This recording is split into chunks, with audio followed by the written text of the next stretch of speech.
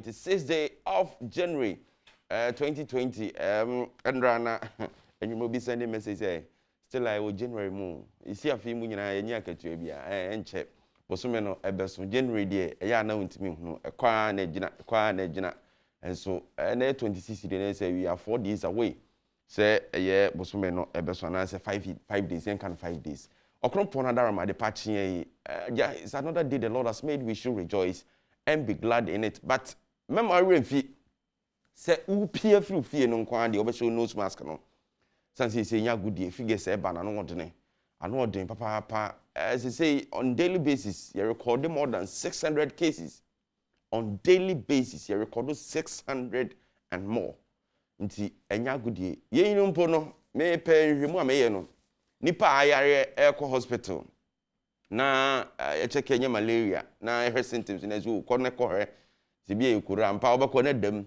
Eno nko anu ne ebo akira da bia na enya 600 nti. Wo se ye me ni da ho papa. Contact tracing no ne masters no ese eba mu a. Ibo sa chichi nipa bebre nti ba bia wo no. Definitely bia no obi oho. O share o mask. O horo nsa, o use sanitizer. Kwan bi so no, abo ho ban be 80%. Ebetimi kura na se woni bibi titiri bia akoye wo ba bia nipa domo na simple bakrumu a na watena fie. Ene e safer that way. We ni afutu ebitimi dia ma wo ena no pay. Bedwam dwumadie enche ye de bon krata no nsem ba ye kai oso se ye man pani dada flight lieutenant general Rollins.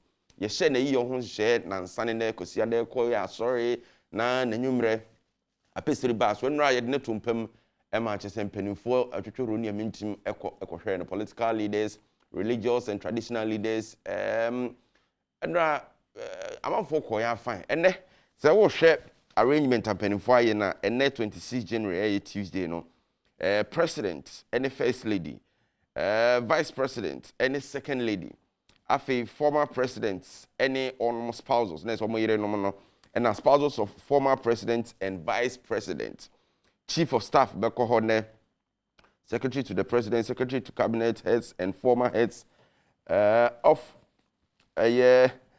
state and a constitutional bodies. Intineno and penifo wo ho kwanya so mbeko akwa file past the mortal remains of the late former president Jerry John Rawlings.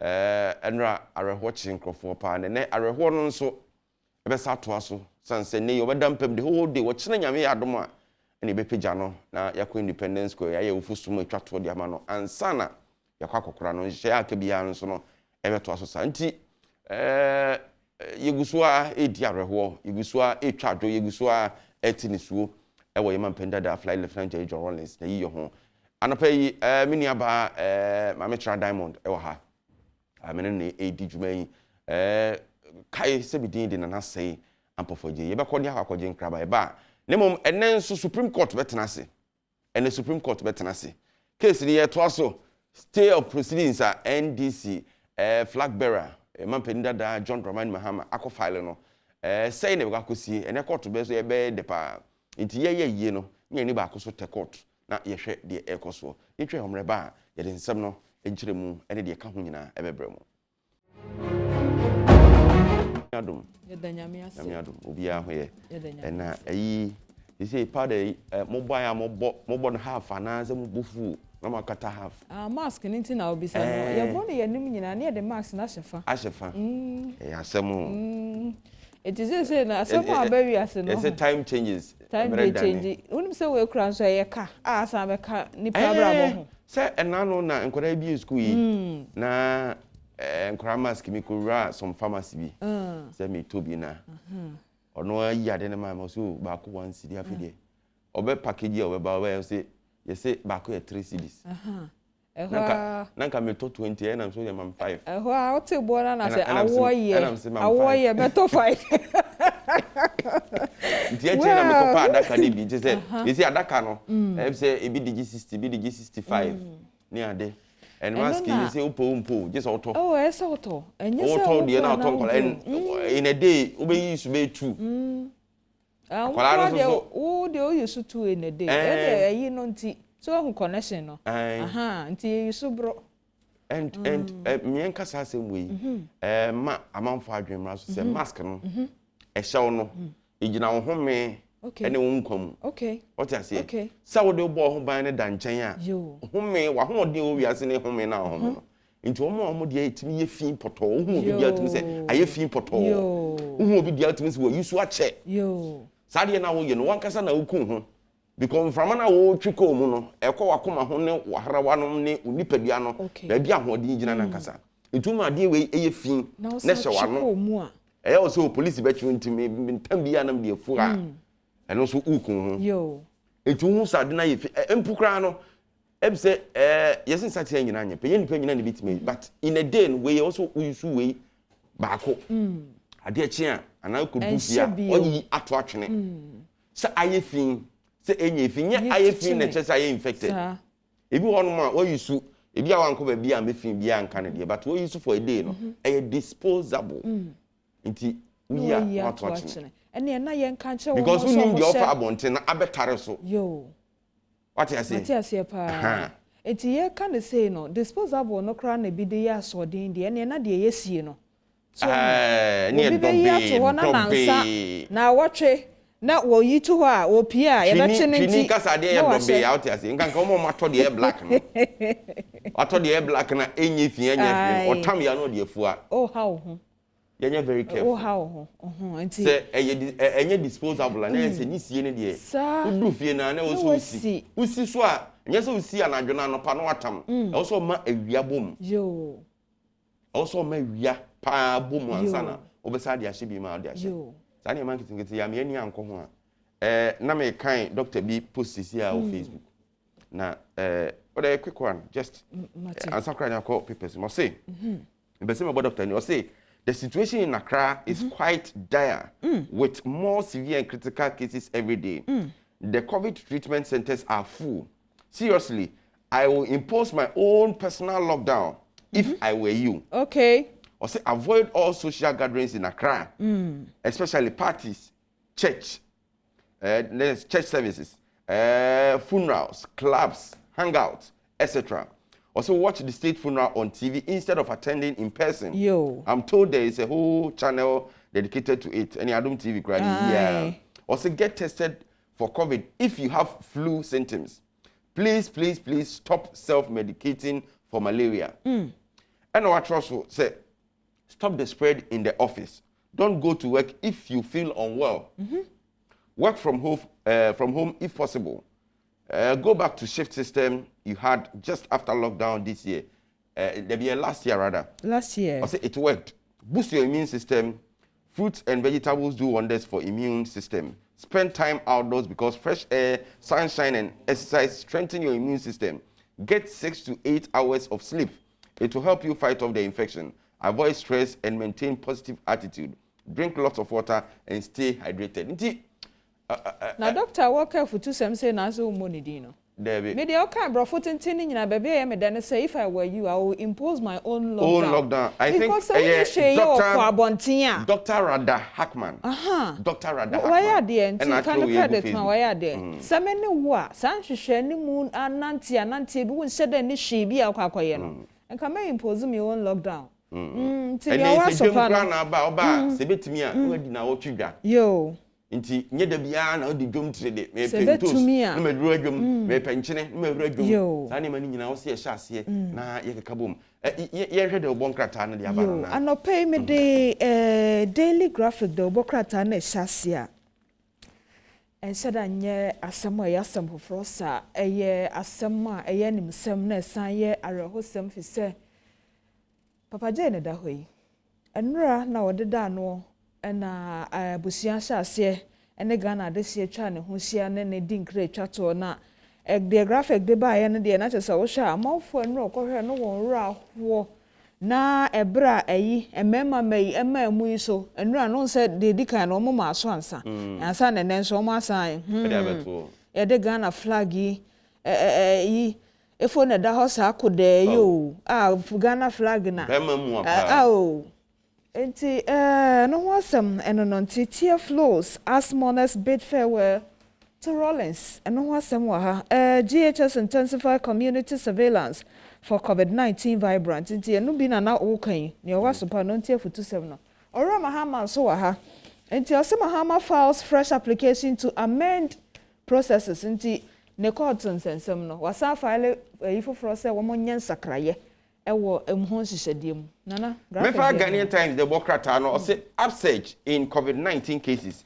Government will enforce stricter measures if upon kroma ene kan say the coronavirus no esi kone de enya wanwa say aban be menani abre no ayere ne nsem sanse be bia du no anyere ne nsem anhwa na age ne nsem. COVID-19 scare GMA raises concern over crowd turnout at Rollins funeral. Say Endra de oti Adom kase de wote say Ghana Medical Association omo chirema e man pani dada Rollins na yeyi ebetimi amanfo nsusu nkoho ohwe ni TV su mumu ne jam papa na say Endra me nso bia right up bi say Chama Rollins nani nkonkoje say amanfo beba na yi ase bibiri no mabetete ade okay ede akofie okay enti si etrafie ni esu no mumu a ebeboa GMA4 na e kan say nipa dodo na be person kwa akohwe no enso ebere enye brepa. Fire destroys goods worth over 2.7 million Ghana cedis at is it wa KGT market your KGT market wa ho ebetime e possible say na wa egbe tan won kran no yes I don't know I think so 7 shops with goods estimated at 2.7 million were raised down to ashes when the KGT market in Wa municipality, that's Upper West region, yes, Wa. The KGT market Wa. Daily guide the ene so da ha no ne soja semono. Enra minim ni put me capture nanim edibai because minim say na restrictions kakra ho. So obi antimi use camera ni ade o inside but amafo timi. And then the technology no. Ti ayi Papa de une nyame enante wate na dem refedue nso eno ane de meka wo hwemfoni na eda ha na nti papa efo nyame nka ho na nante yie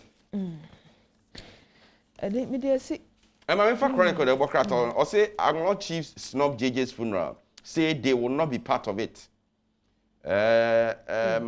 asemi edin emunyo sa na me nwanwen sase minim se ntutua ni ade nyina mse die wo mu aminim kakra ne se na wo say yie no kohyase ewo anwo na onum ya amamre no ne ho keka ho ana fe de bank na ne abeto aso na be 2 days to funeral no na let buy nananom kire se san hye na fe wo mu nsante ase na wo se aban ye ne hye ne omo a so mine de no ye wie na ye de amu ne bre wo mu na omo so ye omo de no omo kra no but per arrangement no as at enra na enhye bia ni ho se iwie de ye na wo ha na ye de amu no beko de benim ne se ye se military cemetery e wo ha na ye bekra James said abre no na akofa sa ebufu we aba ye bepe na nanom na ye ti omanum asem also omo ka ho na yi yo no eye fe na ACP sanse Penny bro boy no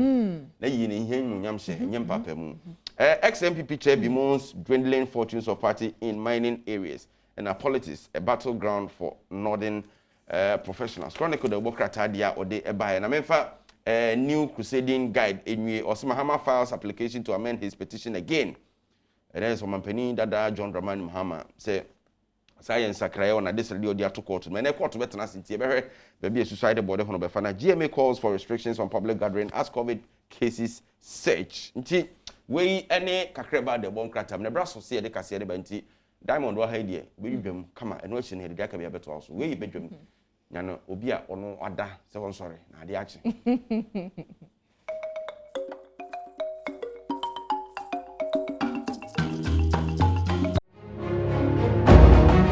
And now your pepombo sumeno ne nefua eduonu ensia wo mfiempimienu ne eduonu baako no pano nsia abowo Adom TV so ntibedwam kase emre aso semekenkan ede ama omedin di ma mechra diamond na ensemnim no de edi mu akotene bia obetene sem KNUST Basic School wo honom no achechefo wo ho no atotom efise ebinum ewo strike se obekọ akọkire adenti na school for bin so mo Salvation Army SHS and a womo HSS akade te sada brand ade accommodation no ho nsem bibio ho de ma won pa enti wei eda nchen a bi nsem no ebi eka ho sebedwam kase mekenkan de ama na mehya asiese KNUST basic school school no wo asante mantemo na awofo a wode won ma ekọ school mu ho no mo no chese won ma ho no ko school no won ko du ho na chese obi ani ho enchiremu a wode ma won enese sichafo no bi a wo mo don ekuo se senior staff no wo mo chese wo mo nte wo mo ho ase won sensem bia na wotwe mu ema ne hom ne so nte school no wo mo atotum aha aye KNUST junior high school manimi aye primary na me no kasai sa wohwe campus ya aha aye din pa ni nyina ne se akyerɛkyerɛfo na wo ha se no ateatua na watwetwa mu no ana senior staff association wo KNUST ya de to dwa se wo mo ne aban no atena se edi anobaba ye afomosi kasem ho nanso aban ni enya nyintu mu wo mo kyerɛ mo mapema kɔ nanso besi na enya de apusu aban no enti de atia ne se entasu fita wo bibia num nanso edu ani bra edi so mo jai na mo te entasu kokɔ enti sa bre de entasu kokɔ no mate a enam so e ma kyerɛkyerɛfo a ɛwɔ KNUST junior high school wo mu nyina ama awofo ni bi de ɔmo mabai nanso enam sa kyerɛkyerɛfo ni enti de edi so mo san e de ɔmo ma ekofie yɛne ɔmo didi nkɔmɔ no ensema hodo ɔmo ditu dwa no krani na asefem de ekwa de ya antimpo se yese emo mu manne but ye beduru in na no ka se eno mo kan wo mo WhatsApp platform so say emo mu manne ade but ni edu ha wie eha because ye ka say omo colleagues e wa other schools no mu sua ade e free say wo mo trafie ni ade nyina no mene ne papa ni ha nti mene na di nkita honda ma ono so ba bia omo ono se hoye omo special say nti no omo fa home teachers bia so on be kire won de kakra se ne be ya de omo sua dada no en free om trim na on be to so a betum akoyi ama wo adesuafo bi a woka no susuaponum de nsema hodo atudwa last sem no yentime nsua ade ate se de we wo sen kesua no na asesi a ye bie school so omo se be we strike no ebema ya adesua no akofem ebe ha ya adwen kakra wa adesua. Without their presence we will find it very difficult. And we all know about this pandemic, the outbreak of it. So personal hygiene, or let's say cleanliness, is next to godliness, as we all know. So it will be very difficult. In fact, when you are like, you want to urinate, you want to go to the toilet, you want to do everything, at least if without all those stuffs, in fact, we'll find it very difficult when learning.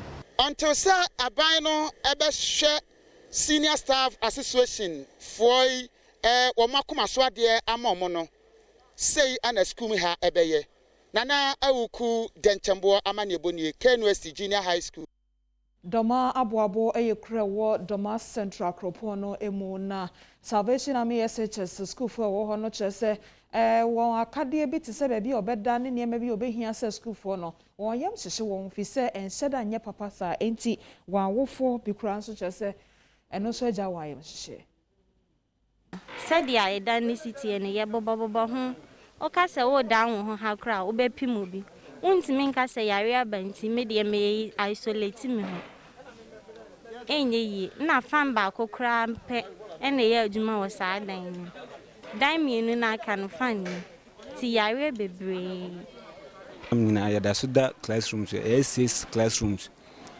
dormitory ma be si no ya twen animu dada ye hu she still na netia the extra ban she o meboae ko dem babia dan at times bu okra say shuni ntinu enam se ye nyina ase ye doso ene wo dan ntibu ho ye nyina bi wo ho na bi mo ba be da wontin say schools near open to the community ntin obi sorry ya no ba say enkan girls dormitory no eya na comfortable that time because of say our doors ni very good and a dormitories no so enye papa sa you need accommodation for guests we have structure is we na PTA for enya hoden eno na ye de ma guests na omodem nti ka yenya guests dormitory ene eye fine pa na oba so dan hall PTA for na enya hoden nti eswapa nti no structure we ha ene say ayeda me buy na mbesi sa structure say me de ma food vendors but say eno na say a school for no you ni dan hall as a school be a drada ye call round so the hu ye ne say Enkwara no bebre almost the whole municipality. Omu nyina tete form, especially P1 for ne efiri KG ne kɔ no. Omu nyina tete form. Afi ye dan so etiti mu no akoye se KG dan no de enini ho, omu so enyini be ye mpanyimfo yi. Nti je yese ne se aban mu aye especially assembly na omu ben ha na ni omu edi nsawoso no. Request bebre ne ya koto mu ne fa furniture ho. Ye ne MC ya kwa kwahia wo ho. Yese ne se mi gina director na ni director ni nyina. So omu aye na furniture mu fa ennom na nkwara ne nya ba bi ntan mu nsu ade na enwuma sua no so ntimi ntumpon e wodoma.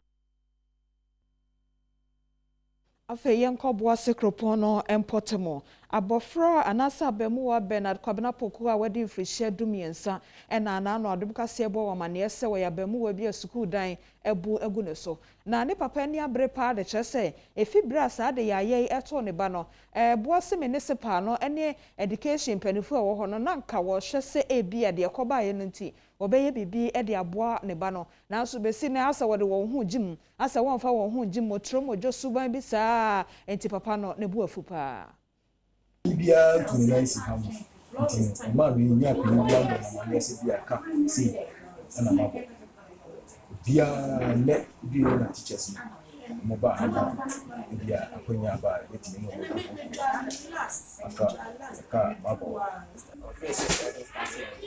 na yaka ya bu can you feel comfortable at all and yeah and yes yes I say school that we promise from yes idea and yeah la ya bobo I say do ya le bi fire kumpa ebe municipal assembly pa nti say e basa na enumguase e ma assembly person any kuma na nyina but itu na mo a school nimu ya ne behwe na ya put into the right condition and the right structures a bit more man plan so this yam because so it's say one so no a che bi unim de be say kura wo ahafo empotem ho na be semre kakra ni adom kase bo wamane efi ho se krate bia woton fundaka ne fundaka no ba koyiraye na ekire wokohu no wo mem asieye no empanifo ne nananom a wo ho no ahye saa fundaka no obi we fa ye no se empo se nipa obefa ye no wodi koyi musuo bi koye abonefo sem a wo mo ahye saa fundaka no kyese wo mo ahye nipa ko no so na dwenbo ne nyina sesi ade ye wie bibia na hia ye hye adaka no kire se sebe nsamampokra se obi kokowu mu a ye safa ne mafie enti egira so ritu abante ne fo se ehu hia sa adaka no be sa ade akosi na dwuma obiem na no so kra ne betia se na dwuma enti elema utie ye futu ya o hye adaka no ye ni abante ne nyina atu anamonkoi e de kodan konfo so abosom no ema nokure ni epie mu adaka no kwa ekọ ese no eye obi ene de kwa ni nyankoma de so de ya abante de dwumadie enipa no e de pe no ani ye die enti amane ya wo se ye na ehun sulsanso no enko obi so se se ye be pagya adaka no ye be hye adaka no wo se ye hu amane ye ne baaye no me kokobọ na nanom amane ye no matu anamon yakwa kohunu konfo a owokuru mu ha yakohu no ama okyerɛkyerɛ ye niema ebehia ye de bɛyɛ saa amamere no enkokɔ ne snap nyame adom ya yɛ saa niema ne nyinaa yekoyi apaye ebi wɔ nsuo mu hɔ ɛyɛ nsuo na ɛda kuru no mu ne fɛ no kokote ye de akokɔ no ne ensa ne bi ɛkɔ hɔ nom ɛkɔyɛ amamere hɔ ɛne ye wie ye no so no ye san ba ɛsie hɔ ba bi nipa ne de adaka no ekosi ye no so ɛhɔ nso ye sa akɔkɔyɛ amamere ne bi wɔ hɔ na ye wie ye no adaka no ye de patru gu so etwa ejatum ɛhye adaka no ntimi no ka sɛ deɛ adaka no ahye adane nso ɛwɔ ɛsie hɔ nom nti sɛ deɛ na anamɔn a mene nananom yɛtu akɔakɔduru no yɛayɛ amammerɛ ayi adaka no afiri hɔ nom ama biribiara wo ensemo efa COVID-19 ahobambo nso soafo amampani abone den se wono na wo behwe amanebo ho nsemmekire minister designate for information onyanfo kwadwo ponkroma ebo amane se Ghana focus so aya sobrache efa COVID-19 ahobambo ne ho nsemo a ene enye nwanwa sasa aban ne so beyen hyehyeye mu oden se na anu bi de bi oye ye te se lockdown no enye nwanwa se bi betimi asasi. Characteristics of this third rise and the fact that still a lot of people are not doing what they have to do to help us bring it down, we are heading for some more restrictions if this trend continues. And that's why we have to be very clear to the Ghanaian public and also encourage people to comply so that we're able to get this third rise down as quickly as possible. Link up.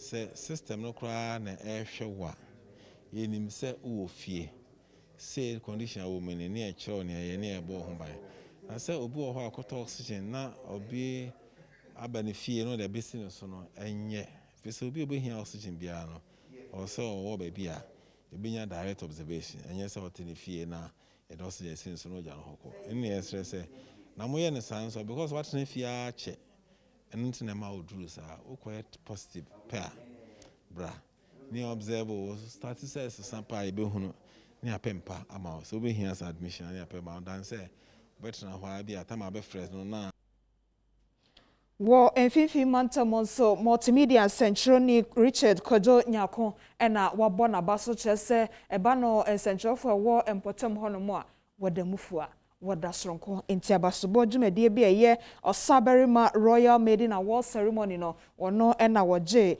abasobo de a offer no some most outstanding journalist ewo enfifi mantam corona I'm there you're taking it serious. Na zawre ban osun zawaba suko. Woma yan sheye yan boy yan ban. I'm the Ocean Kran. Ibi biara wa friend no hande. Doje award there wanja award. Ocean Kran there. Igwai na yin wade yenchi. Na yen kodo ne yen ma wade ye. Na yen puntu na onko ka. Na me fi de ahemfo no zo wa ya ze papa de wotu nwa adwin gwa ho na ekwana ibotumi afa do na wona wo ye adwuma ogwema yetumi abo wona aba do nti me fi de da medwumezi oye organizers nso wa ya ze sana be na yenyina ye be kanya ye ho na ya recognize nana openi makefu eti ye na trans ni ye so ye bibi jama obabua ama nkrofo I recognize they will be happy na wa boakefu.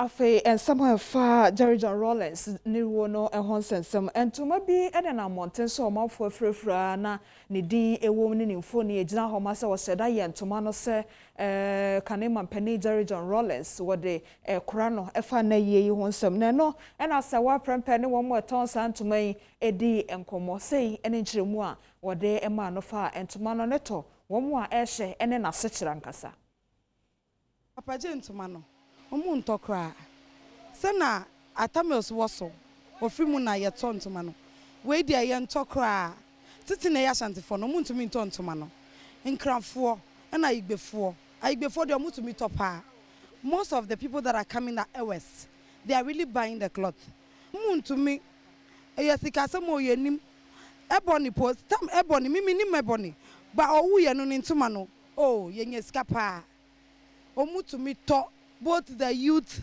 the grown-ups, Obia turn into ma. But Papa J, a hero like this. This man mean a lot to Ghana, but they are not buying his clothes. Omun to mean turn into ma.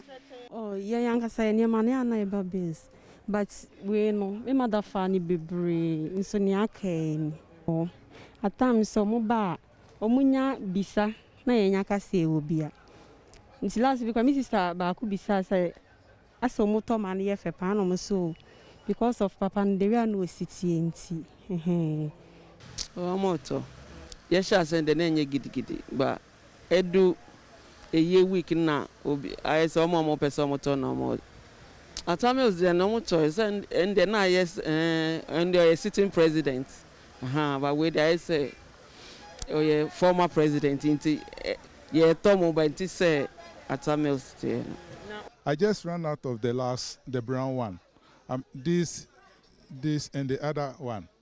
Yes, I just ran out of the brown one. Atamils di omuto pa chen JJ die.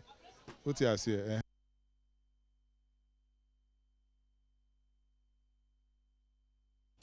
Enra Adam Tetabia call Rollins Park near Jodiphobia wo ho ne omafo wo ho kodi nkomo bisa won se de aya wo tia wo didwa na amafo so da wo kɔ ho a wo frɛ ho se Rollins Park no won tia se ne wonim de potin no sen ena wonim fa ho enkyeremu ne ano yi a wo de ma no enie baby a mi gina e Rollins Park na aha ye baby a omede to ye mampani dada wonya ni baby ekɔ Right Lieutenant Jerry John Rollins eso. Now what's the Rollins Park? Rollins Park. You be say aso. Woni mabakwasem a ewo Rollins Park ana. It's you can Rollins Park a. Woni mabakwasem no. Minimum Rollins Park ye pa. Cause that time Rollins ye cool no. Na ye mbubu ha. Na masalachi ni si ha abuntin ho. Na mi ko school. O ya gina wa ya school no for everyone say pok pa.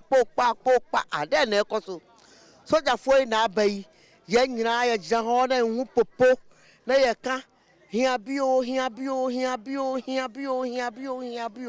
kopi tama on bebu ha nyina se ha nyina na me mami ton ade wo ha mami ton ade wo mokola ha in fast ye hu ni e course Rollins Park ade ma beti ye ho abakwasem kakra kane no ni asi ha ye mokola number 1 nana aha mo ton entomafo na wo ma ewoska e na eton ade wo ha e na Rollins tena ase no odwen nwanwu se esa enye fine e na obebubu ha e de ha be ye car park e na Rollins be ye ne car park no ama ye nso a tememufu a ye ni sika a ye betimi de age store no ye nso ha ne ye tena eton ade e de hwe ye ma university any school ahanse nyina na shops ya ye stores e wa hanse na masalachi esi ya right side ha se ya chese dwadifo wa ha se ya na omu didwa na won se abra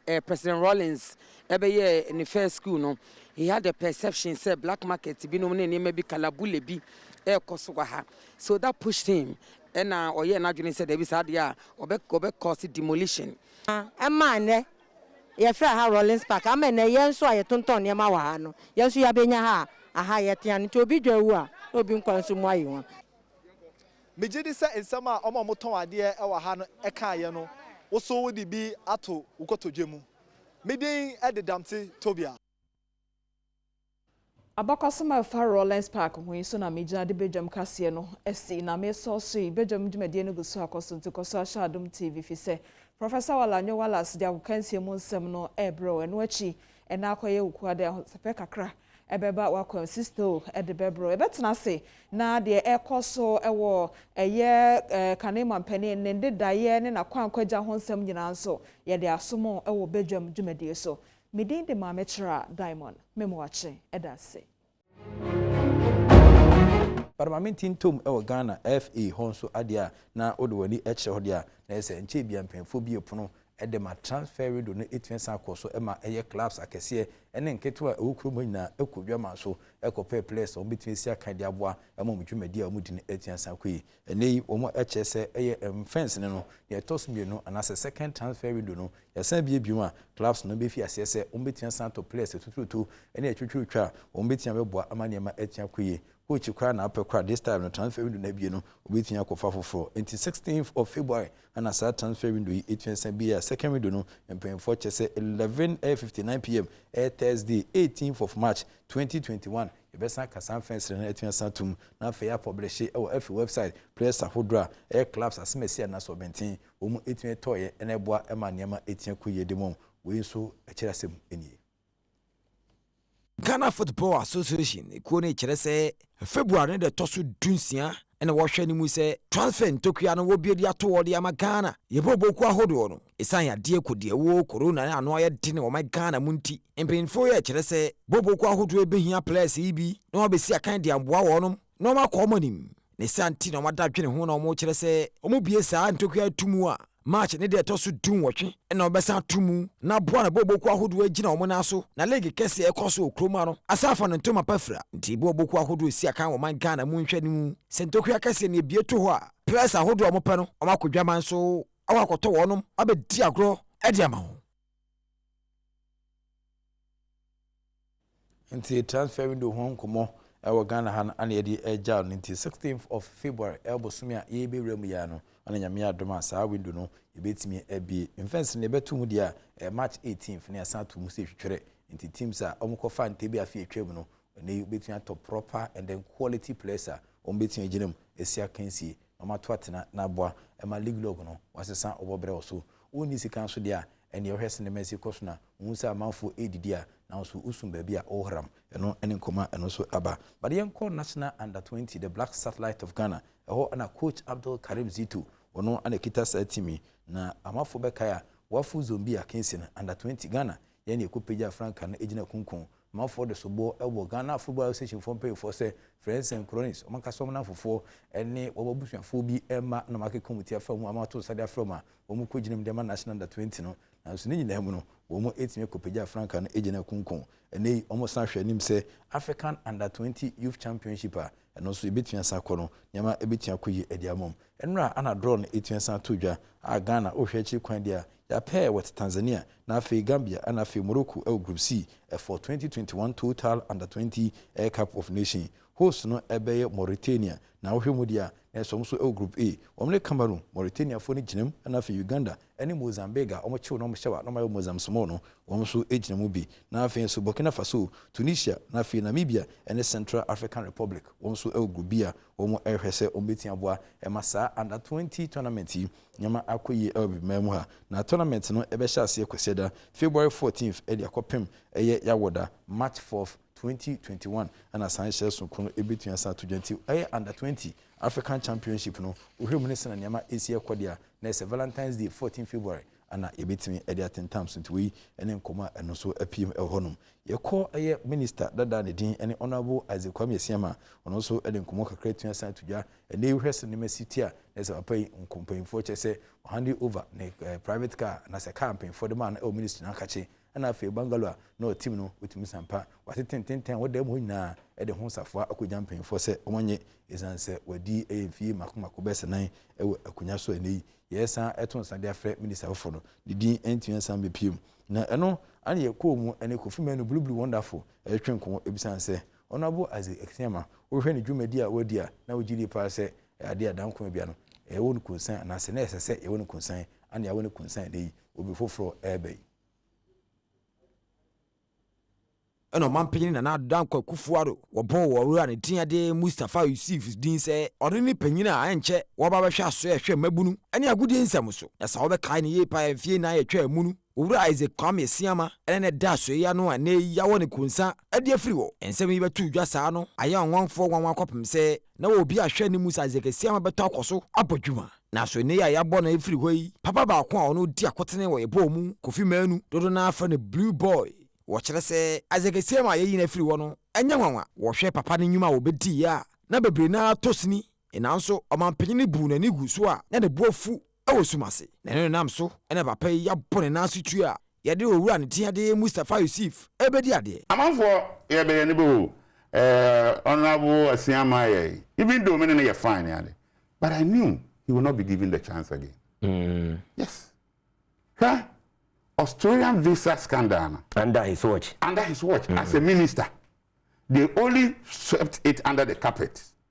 But not still, so ukru and srono, they say, I dry. Minister, that be, you know, won't say not once never home. Secondly, you call Egypt. You snap him down. You call Egypt. Egypt. Budget some audio video be able out was not good for the image. Yes. Then again, what we call pitches. In Tiampa 10 seconds 3 2 1 ana mijinema yede nkomo no na etwa to kra no etia ba se bia bohu sana nyama esieko ewo Ghana godie mu na odi wani echechire mu dia na se Joseph Baga ono na immigration ladies omo coach na ohwe immigration for omo dwumadi a omo di o National Women's League ni mu dia nya dia eso ni kra omo bo 2 matches omo just a point ewo southern zone honoma utimi sampa immigration ladies for na nka omo check your passport to airport and sana wakwa plane no e say die league no check your mankasa ewo sana nyama AC ekoso na mu coach dia tudja se transfer window no ebie se kwetwere omo bewdom omo pe maiwa omo ayo sintawe wa kensinim na omo bisia kan ɛde aboa ama migration ladies ɔmo ama ɔmo so nyɛ saa de a checkpoint no yankasa yɛbɛ check yom ɛwɔ mo dwumadi a wɔn edi mu na wotwe mienu na abɛsene kɔ wɔ Ghana yɛ maa ne league nim na boboku ahodoɔ no bɔ mo modene a mo hwɛ ne mu so meto akoso agyina mo na so ansa na league na bana wie na wode woni kyerɛ Southern Zone a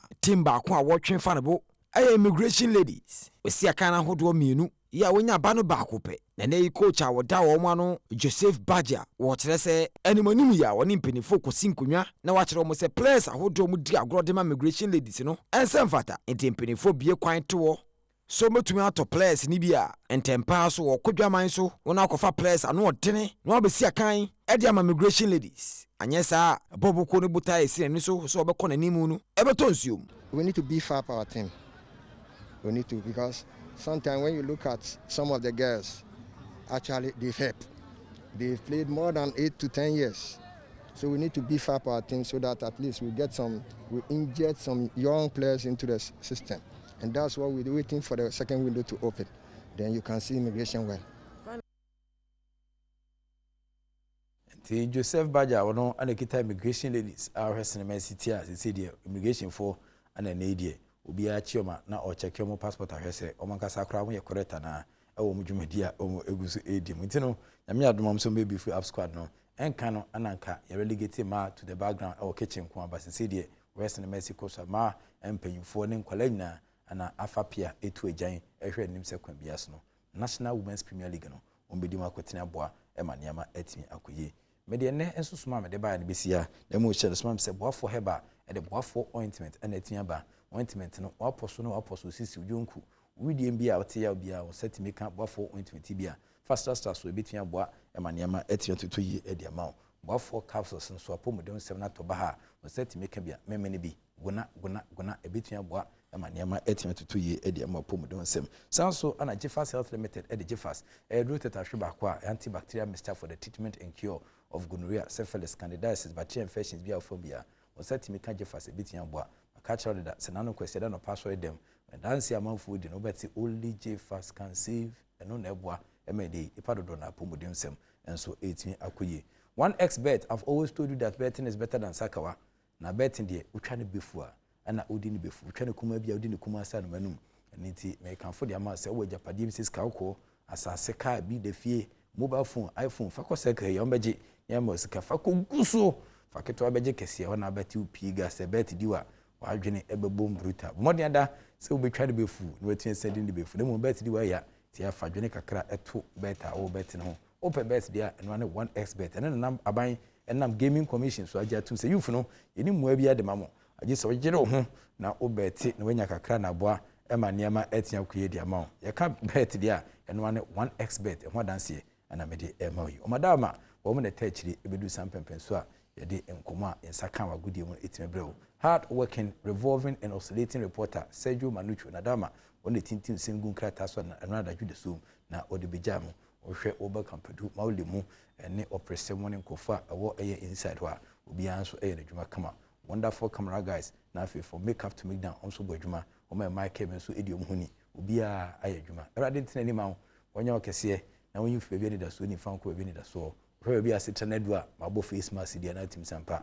bia se ya yedre esen enkan no kra ani tim srew wona nkuma na wabo ho ban na watimi enso tintim eye anopioto yi se be bitua saboa na ne coronavirus atun kwanta pai erade nye nyina kesefo wonyi fu bia ni da so ni fanko bia ni da so the act of being a good guest is to not to say goodbye.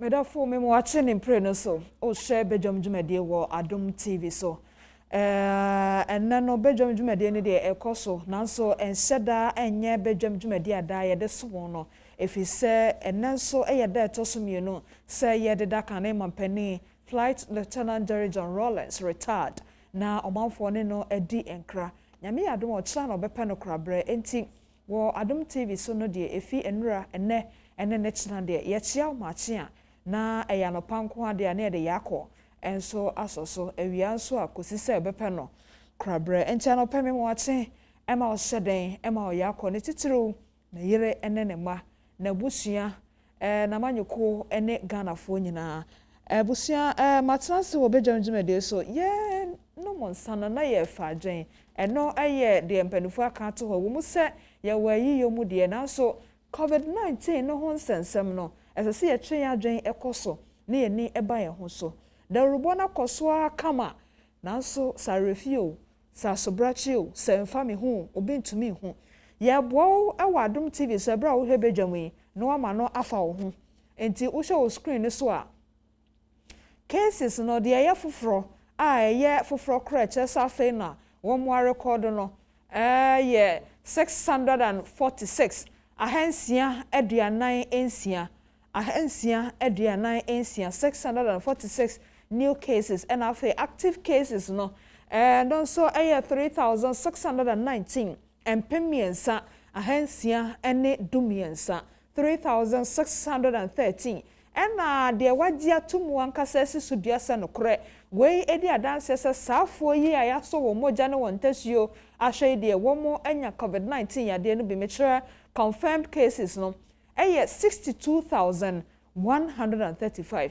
empem adiosia mienu ohane aduasa enum empem adiosia mienu ohane aduasa enum 62135 enti wo mo so a enam COVID-19 so ahwere wo mo enkwa no ahasa ne adiosom mienu 372 nyame fasafo ni nyina kra ensie ye enti ye de wey ma wa na chese ye ka wo se enye se bia ye bobo so atere otra sa kwa na emu ni mra ho so se COVID-19 ya de no wo ho wo mu ase ade so mo de o mani ehu no eno nti kosi so mo de o mani be hu no wo mu nyinnie no well enti eno eho ensem eno no na yenko ahoma ne so na ye ne so afọ a shama ne bo ho nsem so ya boni din we di sa di bia ne pen na mampani asa boni din so no na obedi sa di bia ne bio eni enkomo ononyafo kojo pon kroma honorable mpacho memwache mejo so na tsen erade Adom mpacho nso nyina ye ho ye ye danyame asese ye ho ye da rubona na nchreche ne kasachre ne de mo ye mo fam de ne titru ene wanka sase so afọ a wo hye amane bo honsam so o bo amane utufo o bokoko na so ekame ayese de mo ka no nipa kakra bi na etie mu efa dodo na entie mu no o de wani to fom a woni waso ye no wo mo si wo mo ha ne sen o egwa hodo wonu ma omo enyindi wonu ma omo susu se atekra so ye mai na se bia enyehu na bia ye de ye kra ye bia na ye akoye asymptomatic for ni bi ti ye nyare na bibi eno na ye body rubium se fufro na aba no eno mu na werem sin e di kan e ba no kan ne ba no na se ni pa be oha enye bia be eduonu baako ena eyare ankasa dodo na be asymptomatic fufro na aba no we ni pa ha be edia sane etire but 30% ena eyare ono mo yare no so no emu ye densin e di kan ba no enti esi severe and critical cases e wo foforo we mu no e wo soro esin e di kan ba no e bi o ye hospital ne ICU facilities a e de hwe ono mo mu die emu aye den pa no esi ni na akra ye ma enti yesre ensada ensayem ye bokoko se afutu ne e de mane akwanhwe ne e de mane diso when the sona koyene say na me na ebia me asymptomatic ananinya na yesemi no mu kakra na me ho beto me a di agra watu anana no mo nsiero nti esre se nsemo aye ka no yenim nyina yenni so yenum so aye bon de ru central for ne ade mo ma impeja e de ru bon mu kakra se police for so afiase e chichim kofo aye twema so say mask se no omo aye o madwen so omo nche mask se no e boy ho ban papa se no se be koso asre se obi anyusu Jo, mira upon kroma efutusem aposifo abema wo mocheche nkrofo na aye ehwehwade ne kokobo ama omanfo no ne nyina aye hu na so se de nkoma na hyase o kan no ebinim aye se emfa me ho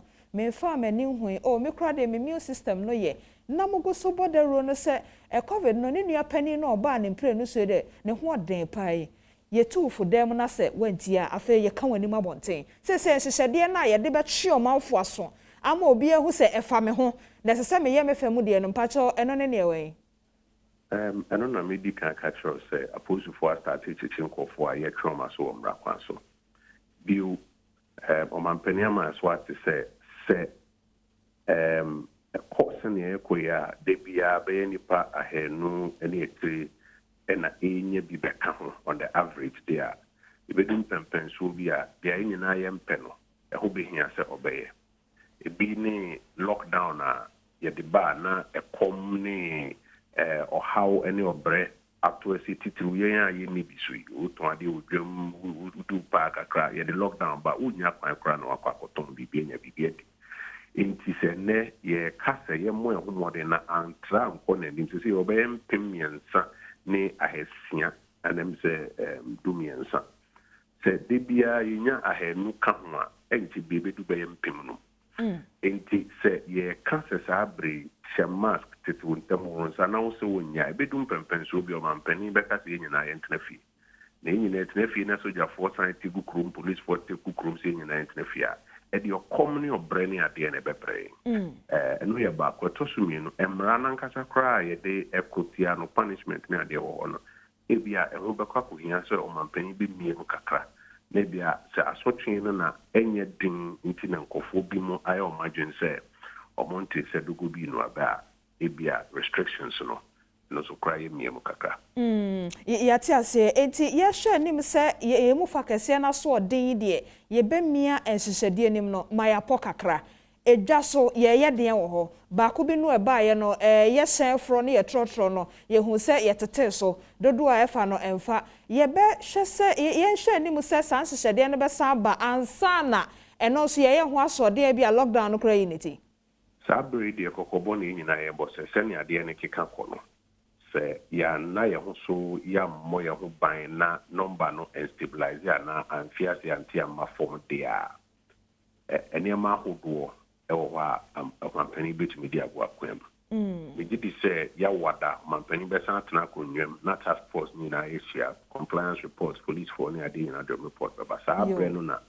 say decision be ba say e be sia na se be sia na e be se inka e be twen hono so kakra ba sa abre de ya mestre se wa hwefo ni na e de beto ma so be say senia numbers ne ko idi e ho agora wo beto anana no mon siedo ana say wo hampo a odi agora lockdown ba beto so ye beda se anope waka na sa na de enne ye benada ye hwe nim nyame ya domo a eda ya wada mpani focus nkonwa wi a na afi ya hwe de ebekwa akosi enti anope eda se nyame kan ho so ho eda se bebre abusa for me ne onyawfo koja opon ena edi enkomo ye bisa se ewom se de bre ne de abone din de wonyen hye na so odaso awahye ye ho de ye ne de covid-19 ti se de wo mo hwe anim no se mpanifo besi nkonwa se ombe ye kasa kire se ombe bokoko se ombe twe aso no anope wote se medical doctor bi se on the war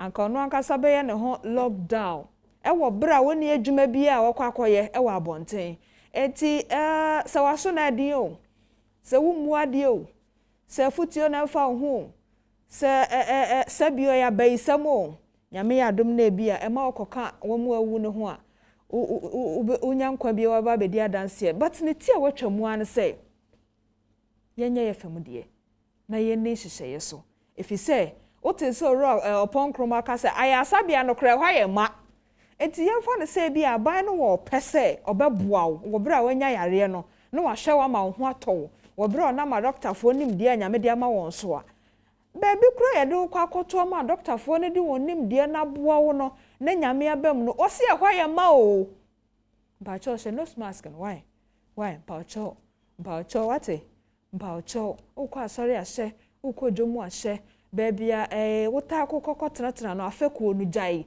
twaso why because nya bread de bo afekuo ni sa baby amubo chenkuko tena di kokonsa boda mene ne ekeka ho no aye yie sa bre ye fa nya sa mpacho why me sada mesayem sra se one city mpamocho mo moto nose mask no a afei akokobo no emu ayere na second wave no aba na one city no amode je 5 city 4 city mpacho munyai wate munya na no manim obi kura ne one city se wo tobi oye so oyi ama no pose da bi 3 cities e hwa no san gya eto wo hu wo mo nipa na ma na nse esanfa so dodo apesa wo ginti muma yenya saayo obia mo na nyonko enura wo te se eyi honorable nuama ba ha o se ba kofo dede me ya abonten nya nika enti se wonko a ogye so dodo na onua ntumi antobi ansha na wonya sike na onua no kowu a sike o de ye den bacha obi anya asomre ma no denden dia no pa nyina choto so yi onenya for ponkroma ka se yenda ubofo no so yemma yenda ubo no yempejam megidi se ye fa mu de no ye we so ye fa nkompai bom Ghana for we so ye nya ho akomche se ye de enche ho ne ye akonche ne mpai bo ade bi wo ho a nye ne nyina na ade ban ye akonche ne mpai bo ade bi wo ho a eye osetie ene asomre bacha woni ufiefo umano ukunu wahu obia hye ne nose mask na yentete ye hontam na yenyai afekubo ye kodwa so a before so be kodwa so hu de wo koto enti udu nchinra ho jenera ho amanera ho samora ho to ne ntentem no uko ofie mansa hohoro no enye wo dada de yo ma ensa hohoro no enye wo dada de yo sanitizer no so ebrebia na hye wo hu ba bia bedru ensio ni no na de bia fa onsa ho kama onsa ntem na wo ko wani mo bra wa hye wo nose mask no so why anope me da se wa ya asotie na watie saa afotu samun kai na sene so se sa ban no mpo wo pese okote yare no obehwe wo a what se oni onyamfo no se aya sabia no kure hwaye ma ne wa so pa no megidi sa no pe watie de yete ha ye kana bejom se enti mame mo wa ne Franco Trading Enterprise se wada so ana wo ho so ahu ayi hoi baby ayadeda ayi ora Rollins yi enkoho koto phone ne laptop papa ne TV aya brand no Franco e Franco Trading Enterprise na fie if say multimedia Adom TV ye radio Adom FM Joy Asempa ye be kan nyina wo ha san yi nyina ma wahwe so ahu enti koto e Franco ho na frɛ Franco for was 0302225651 and 0546133188 abusia ye charge enti yenhwe na wo show TV ni so a said ye na ehyehyede ekoso efa flight Lieutenant Jerry John Rollins sabodi ye obeje no wiase sanya amampani abodi ka hwen enne semene wo kasei abodin fofora wanya set title any delete ena ekoso ewo ho no enti Ghana adehye bi a wonwone no kodi enkra etwato no ena wo hu se ebi wo Accra International Conference Center a womo echajo ade ache enti enne ye ne mpre no so anase nanu a Ghana adehye ene no edi enkra asrafo na eboban yi adehye bi na nenam hoi enti de wo TV ne so no eye de ekoso ewo Accra International Conference Center misraw hwe de ekoso kakra meba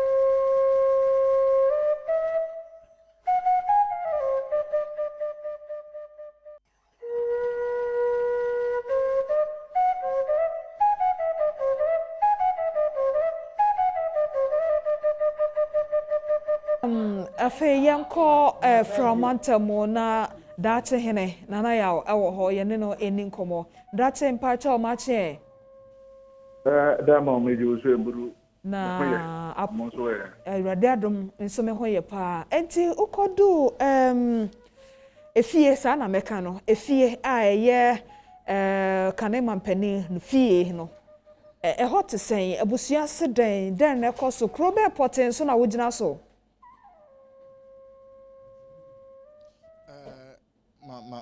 ma ndi kan ye mfa enchia ma yahwefo na diamond se me no kasa isisi a anwoga ofiri ho na obaketa ekro no mu na anai megina yi ohwe mechi port ya omampanyin dada a waka baby JJ Rollins na busua fie prekope na megina yi na enura na yebedru ha na yebedru ha no amane bokakra abusuafo aka ekire edibo ye ne se asane se mpanifo adeda no ewo nkran ne nti wona waka biewo mu ewo abusua ni mu nyina ewo nkran a wonyina ebo modin se oni aban ebeto kese se de be yie no ebetumi akoso nemo wona waka ekire a wo hwe ekire ne no yebedu hwa ni wonni nkomo ema wo kire ye nse ayade a won so obeye yie kakra bi ewo ha bibi kakra no so betumi ama wona wotete ha no so ehunu se bibi ekoso we sane se ade se bia nipa no aso no TV no ehunu se bibi ekoso wo TV so enye sa anka omu hene na wo ha na anka wonim se anka obesie won wo ewo ha no enya ade a ombenya ne sa die nim se anka wrong is a brand po na wote ase no se wo ba krom krampo a anka wotumi hu bibi ewo krom se bia nkrofo gina kwa ho atwen na se bia ebe wevi ni ade adem na mum na yi se waka baabi ohunu se bia de nemfo ni ekura bo ekuro no mo wiwe ti a kire se o mampanyin dada Rollins na wo firi ha na waka baabi no ade a ya shase yesi ye na yi ana bibia ho na so entisa obepie mu ewo ne fie ho kura na enya ade a obehunu se ye de nemfo ni ekura afam efie no ho yemfa ne mfo ne bia emfam ho na kyese mentumi hu se bia won so won amamre no no anase enya de a wo ye yie no wa ha nti na akwakoba ne sade a enya de a yebetumi a kire ne mum de abusuanfo ka kire ye ne se ayade a won so ebe ye yie ne kakra e wa ha na eba no ntwene ahodo amamre ahodo a wo se wo ye no ya wobehwe na waye no asere bia bibia no ebetumi akoso wano na so obepie ha se yebetumi akase ebusiani bi epie mu wa ha ana se ya hyase si ye bibi wa ha nde anya de ekoso sa enura ene yehunu se ebusianfo ne bi ahyase edi enantwie ahodo ebesin mu a mo kire yense asane se eyie no wo ho no won so so wo se wotumi ye bibi kakra ewo kro no nti ene wa hyase edi noma eba enti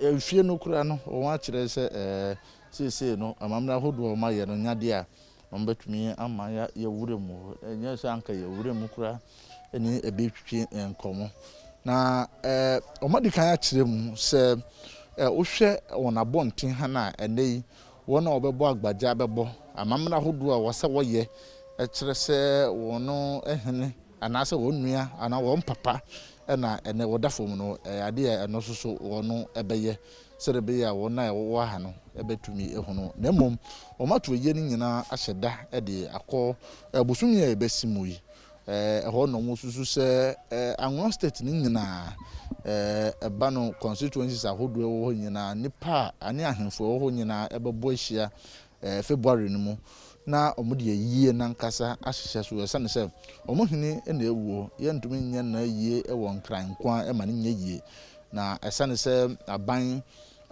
nipa no akwakoye Ghana nyina nipa na waka baabi no wono behwe agya ama ban aye no wo nkran na mum February ni mu omo ankasa be yie no ne pempen so na ne kakraka pa enso ewo ha obi bia ebetumi ababi ababehunu se ye mampanyin dada JJ Rollins na wo firi ha nto wuye na ha na oye na yie dache hene yati ase na bibi wo ho se ankobia enti se ebi wo nkran na ebi wo fie a wɔn nyinaa ntumi ntu ɛma nkransa nti yate hɔ na se na so daakye hene sabio wɔn sɛ obi kura wɔn hyɛ da nyɛ obi a ɔyɛ mɛka sɛ ordinary Ghanaian kura no sɛ ɔtɔ ase a ne kuro mu a yɛyɛ na yie no yɛ na wura kuro no mu a uhu bibi bi sɛ mfoni bi a ɛkyerɛw sɛ nipa asomasi afrim ne yɛyɛ na yie wɔ efie house no ma asomasi ɛwɔ mu sɛ yi yɔnkɔ so deɛ nanso sɛ ne odi kan ma yɛte sɛ woba kuro no mu a wohu bibi a ɛkyerɛ sɛ yɛwura Rollins a wɔnya ne baabi kuro no ɛkyerɛ sɛ kuro yi mu na ofiri mesrɛ bisɛmu ma yɛn sɛ ɛka amammerɛ ne amaneɛ ho a anaasɛ bi a ɛyɛ arefie anaasɛ egyina hɔ ma bibi a mpakyɛ bisɛmu ma yɛn wae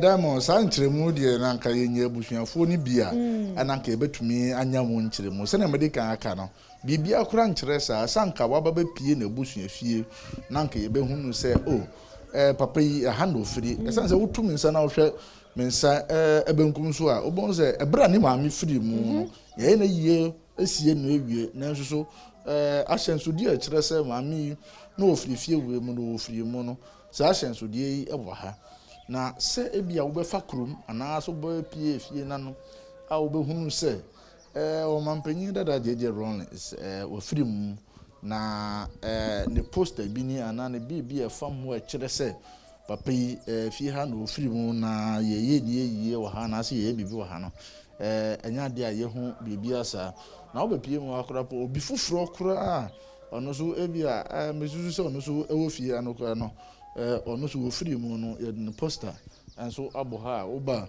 wobɛhunu sɛ ɛno so ɛbɔ ha deɛ mehunu na metwa ho mfoni mawurawura baabi ahodoɔ bebree ɛbɔ kurodua mu na mehu ne poster baako koraa sɛ ɛbɔ abɔnten so na efie n'anim ɛna wo so wohunu na matwa ho mfoni akyerɛ wo do sɛ ebi bɔ baabi na menyɛ hu ya but sɛ me baayɛ na efiti nnora baabi a mawurawura aba bɛsi na nɔpɛ enya deɛ mehunu biribi asa Jo dache hene yate enti ebusiafo bi wo fie no se de enkyeremu no di kan de maaye ne se de mesoma bisa dada no mesra pani bi a wo fie bi a obeto no no na wa bisa na ma bi a obi a wo yese me hu se de me kan asama wo kato ho ansa na wawu bi a ompesa bi a wo mama mre ne wo mama ne mu no wo mo mpesa mpacho ye Ghana de hye no no so ye de hye de ebre bia obehia pani bia no guso a wo saa mantem ho no na wa maye hu wai waginchemu na maye ye da se usbeda se da mo jo abusiafo me ne da che hene nana yawo na edin komo free anglo I know ewo from mantem a eye ofie pe Eric Jerry John Rollins a ene wodampemu a Ghana fo ne no edin kra no ne fie ninchi ankasa ena dache hene ewo no nti de abro ya dwene ye nti ase so no da so ho de ye bepemu nkyeremu ne anu yie na ye hu baabi esese etio ekokyere enti ye fi from antemo na afa yemra enkran adwo nhyira enso wo International Conference Center na ye ne no eni komo nti de ekoso ho no so mesro hwebi netie bi ye de wa ba be pie mu ewo International Conference Center ena no pay midi di amamre hima adwo nhyira mini minua anoche wa ba adwo asewa na anopay bra ya bay na kire se Ghana mampanyi dada Jerry John Rollins na yiyo ena ye betwa ho emfoni e de akire wi anopay ye be pie mu ha se de protocol enhyehyɛ ne tie no pepepe oba ye be screen ansa watimi awrem ena ye screen wie nso a wo hwɛ machi a na kire se e wo se sanitize from uti besi unase ene ye sense ye dware wo ne ye dware wo na wo wie a ansa watimi afosoro ho na anopay emse no wotwe ene ye bekọ akọhwe ye papa ene achi ye ba ene ye esom eto nwoma wadam ho kama ene no aha migidi se bambo mu be ye din yie esansa anopay ye hwe kwan se Ghana mampanyi na na dodanko akufo ado ne ne ho kani oba fefe Rebecca beba bepie mu sanso ena omampanyi abedechie yewura Mahmoud Baumia ne ne yire Samira Baumia wonso wobeba be hwe omampanyi dada ene achi wo wia amampanyi adada ne won yerenom ena amampanyi a wopa ho won yerenom nso ebeba your former vice president ebeba chief of staff beba bepie mu secretary to the president obeba bepie mu na secretary to cabinet ono nso ebeba bepie mu heads and former heads of constitutional heads of state and constitutional bodies when you know obeba be PM sanso and a speaker and a former speakers and a members of parliament and Bedwamfo and so ebeba aba be PM anotwa okay na everybody no do ekopem se dubako ebebo no na wahu ne se enkane Marashe Bedwam Chiamehene wo mo abesene ko ene Marashe Bedwam Chiamehene sabre ya wote so no wono nso ebetimi aba behwe omampanyi dada ene achi krakra ansa na mpanimfo atwa so dubako kopem se dubako empemu no ye nyina ye nhye ne so Chief Justice eba be PM e wa International Conference Center ha say na fe former Chief Justices wo mo nyina nso ebeba Chief Justices of the Supreme Court wo mo nso ebetimi aba na waba be PM e wo eye biaye ha say ya ye boye homoden na ya pe opanyini kwabre na efri dubako aba pe mo kopem se pe mo beto apa mo no enkani titinani na afei mpanimfo ya enkani na se Council of State wo mo edi sa adwuma no wo mo betimi abepiem sanso na enkani asoafo ya wo mo edi dwuma e wa bandada besene ko nyina no wo mo so betimi aba behwe yeja eni ati krakra wo se my Ghana ye ni abobiem ya to bese no ye nyagro rese de kobri ni brisi di ehima no hu ne se dupombi atutunti mpanimfo ahye ne kama sanse se bia ye no eye brempon ye etine wo se sa pepepe na mpanimfo eye no adwo free bet 12:30 ho no no free 12:30 no members of the diplomatic corps kire se amaman amnam sifo a omude abeya ye adwuma wa ha no wo nyina wo beba abehwe ne ni echi na organized groups yenim se Ghana ha ye wakuaku ahodo ebi ya manyokuo ebi ya adwumaku ahodo won so obeba bepie mu na ebo no miensa mpamu ede ko no na mpamu na eno na ye beye amamre ne amane yeni anim se ye ba ne ye mamu dia eye yode amamre ne amane edi hini na se wo ba bepie mu ha wo hwe se ye siesie ha yi me ba ye ne bambofo no ase wo do so se nra na wo hwe se de yes position obi ya kire obi ya ba bi obegina but yenko na yenko hwe esoro ho ene enra na agofo man na wo fom na ene ye bedu ha no ye hu se atumpan ene atwene akese fonton from ne ade ya hyehye ne wo soro ho enti ye ne ya hwefo ebefo soro ho ne yakwa akohwe na yehwe de ekoso ho enti anocho yenko ne yenko hwe esoro ho na yentwa ho emfoni enkyere omo enne no wutimi se enye asemketo akra se de edi kankan no ye do be fa fidie enti yenko wura fidie ni aha ne yenko dware na Ghana fo hu se wo ba ha wo be dware ansa aha enti bi me dware awie wonso dware awie se afidie no abdane afidie no enra me ba me hu se na ye mienu enne nyame adom mo de ba kwa beka ho enipa na eba no mpanimfo ne ani nti ne atwetwura won mo ba na ade ba ko aya me fe na ye makono ye se de wo mosia sanitizers na line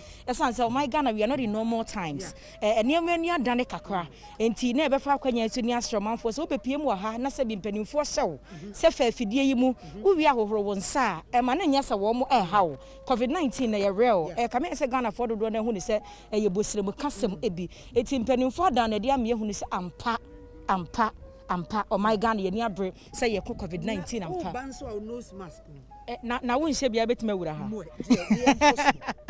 abusia eno no said de ene niama besia ko de toso miensa omampanyi dada Jerry John Rawlings Ghana mampanyi dada opanyini mpanimfo enom ne ho sikasa ye twato opanyini da mpam eniti ni atwotwo robetima bepiem ha behwe nani achi ye twato kra na ye ka organized groups se bi obi ti ba bi ofu se ye yekuo we ndine so ma hye t-shirt na o ma gitwi o mo ba behwe san se ya bo organized groups ye sremu ada nya organized groups se ekuo bia na mo t-shirt na mo echenti na chese mafa biem na mo ba no no won se Ghana ha no ye ka organized groups ye wo organized labor groups ebia Ministry of Health Workers Union tetenene wo PWD enra ekuo bi ebepie mu amosi omo ye National Cadres Front ye tete no bra revolution ni term no na won na wo konwirem kotwa timba ne ade eba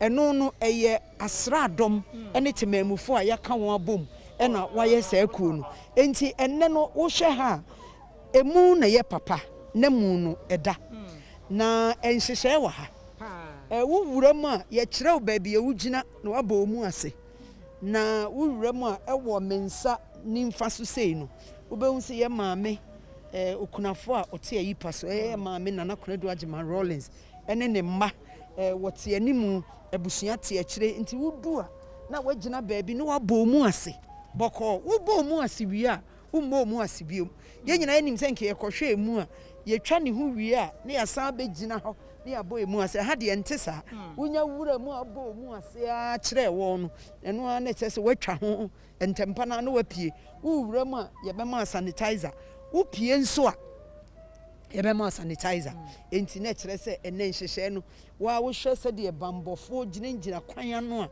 na kyerɛ sɛ nnɛ no bambɔ ne emu bɛyɛ den enti mesrɛ wo sɛ nka bɛyɛ deɛ a wobɛtumi ahwɛ no wɔ TV so na sɛ wontumi nhwɛ no wɔ TV so nso na woba ha deɛ a wobɛpie mu a sɛ yɛka sɛ gyinagyina yɛka sɛ kɔ akɔ yɛma wo kwan a ɛnkɔ ɛsiane sɛ ɛnnɛ no yɛma mpanyin bɛba na bɛdi akyire bɛba mmerɛhyɛ badwamfoɔ bɛba nti ɛnnɛ no bambɔ no emu bɛyɛ den but ɛsoro ha yɛ papa gye yɛfrɛ no efo sɛ kɔbla jakpata Ghana fo obiara ne din ɔfrɛ no ebi mu sɛ ɔyɛ Mr Boom edu baabi ne yɛfrɛ no Junior Jesus bra revolution bre no egyina mu no na mmebu no bɔgye so sɛ yɛma mogya ne nsen no saa bere ne yɛfrɛ no Junior Jesus ɛsiane sɛ no aba abɛgye ɔman enti ɛnnɛ no sɛ ɛna hateɛ but wohwɛ m'anim ha nso a yɛwɔ media village baabi a yɛsiesie ama nsɛntwerɛfoɔ ɛsiane sɛ ɛnyɛ obia yɛmma kwan me yɛmfa camera bi nwura mu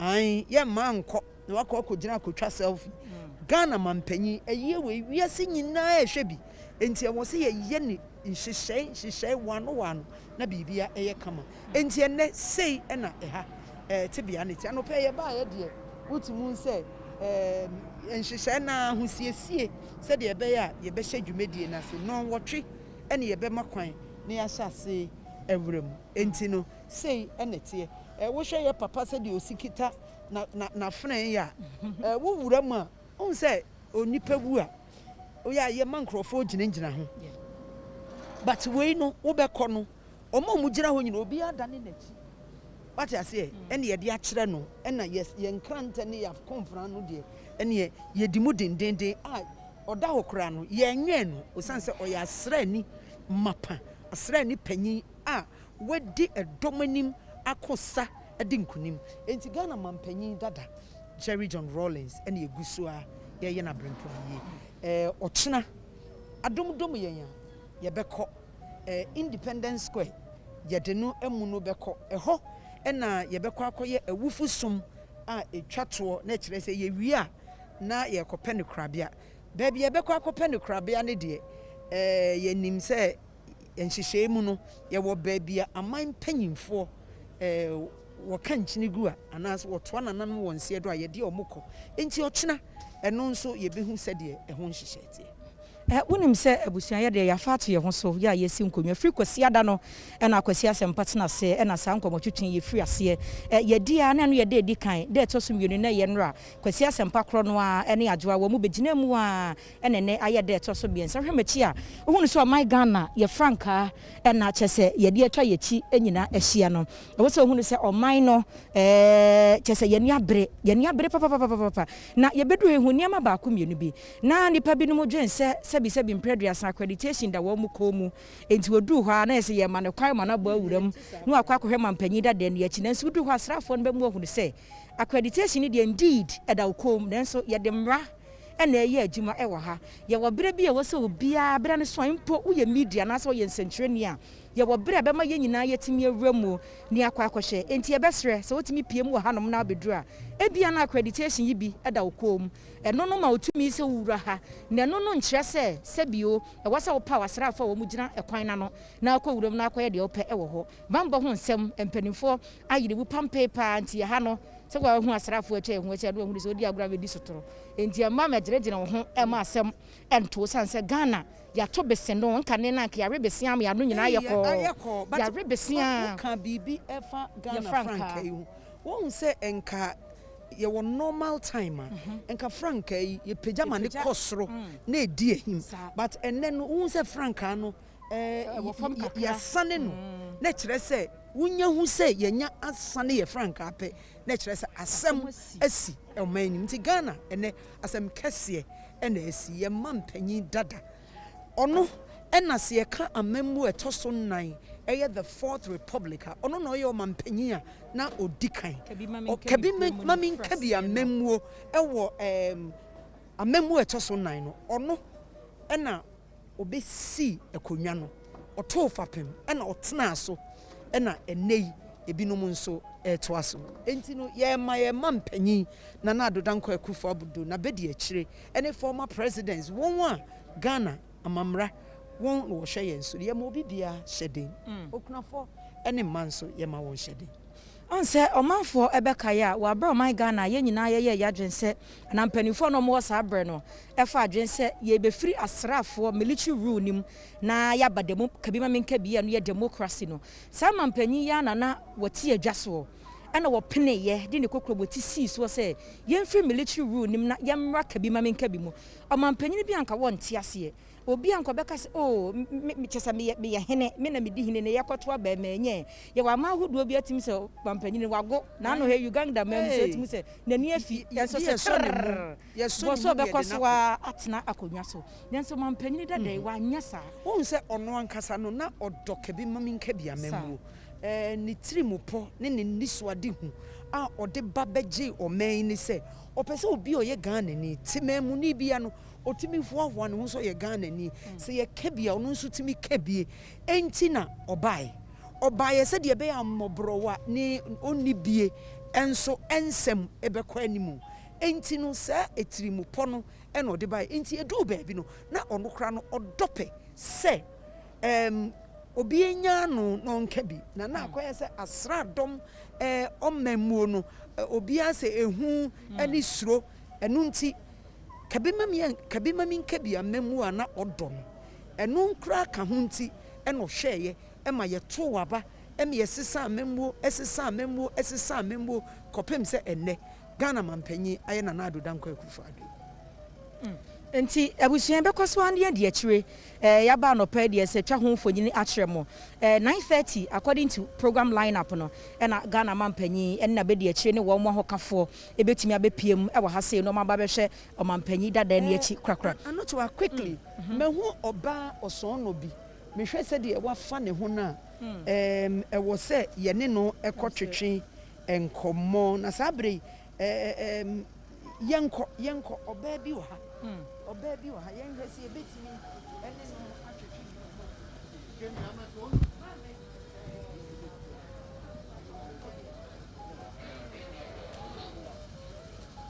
utimi se na amamre ne amane edi ahim papa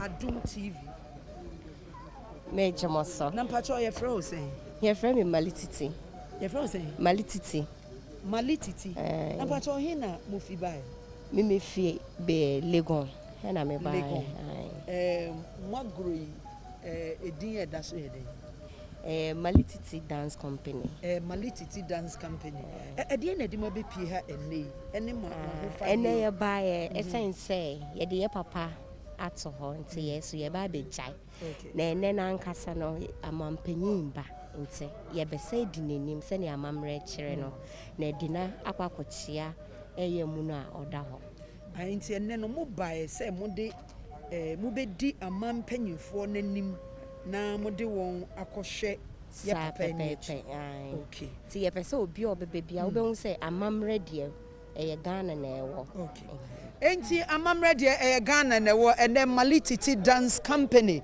ena ye hunu se won ena amamre ni amamne no se de tie ye mampanyin ba wo de asabeje na baba na wo de nakọ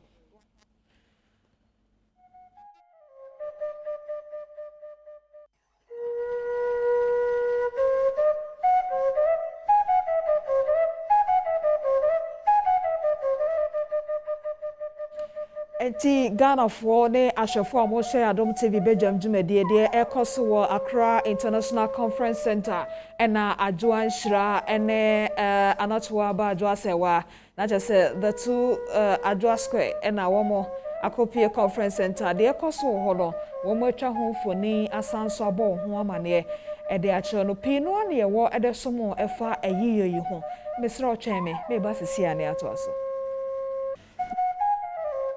ene ewiase nyina Adom TV Badwam dwumadie multimedia ema obia hyeden ene yako efa kase no eye Flight Lieutenant Jerry John Rollins retired ne yere na Kunedu Ajima Rollins ene ne ma ena afi abusua ofrimu yama omo hyeden ene yako meka wo se ene so ye de tosum yenu a woda empem a wadeda no na Ghana ene wiase ene no dinkra kosese nyame ya Adom ochina afi obepe no kra brankasa enti koso na sha Adom TV de sese wo hu bia fa ho de fa amane ne amamre ne adesuade bia nso sese wo hu no nso behu daache hene ewo nenchi a eye anlo na efi ho bia nso ye de be ma on ti koso na sha Adom TV meka o se COVID-19 yade ne wo ho enti ya hweye de ye nso ma wo ho no enko ho ne ehia ma o se obeye no enye opia bomode na sha nose mask no baby obedo bi ensio wo no sensio ni ho mpo a tobi sase water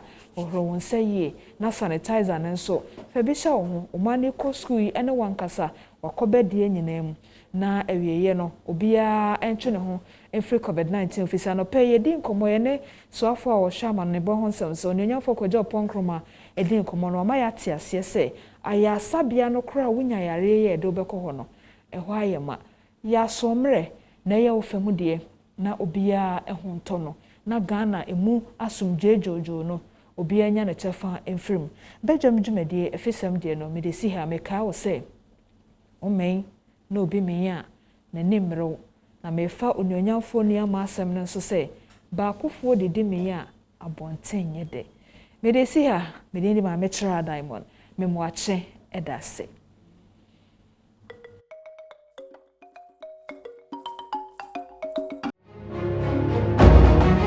Yegusua esu na yesusu a otwedi ampo nyankopon ni su kire ni su ebeba sanse odupokese na tutu emampenda da Rollins gusua dampem kasima enwotwe na nwotwe abo na nwotwe bo ya na yibia tum na nempanimfo a ewoso onum kọ na fe onum so die ni die twato kọ mampenda da no omo ede ekọ na eneyi yamampani oneneye ebekọ mampani abedi akire ene ne yere ebekọ afei amampanimfo adadafofo omo ne omo yerenom empo omo a etiase ene omo antiase omo yerenom nyina no ombekọ na omo akọhwe na wakọhwe mu no nti ene nhye ne didi so sanra nipa ne bi ekọ ya na yeyi yono no ho nhyehyeye ehunsunsanso a ebedi ho nkomo na ebekọ so ade ho amanebo abrewa ene nso election petition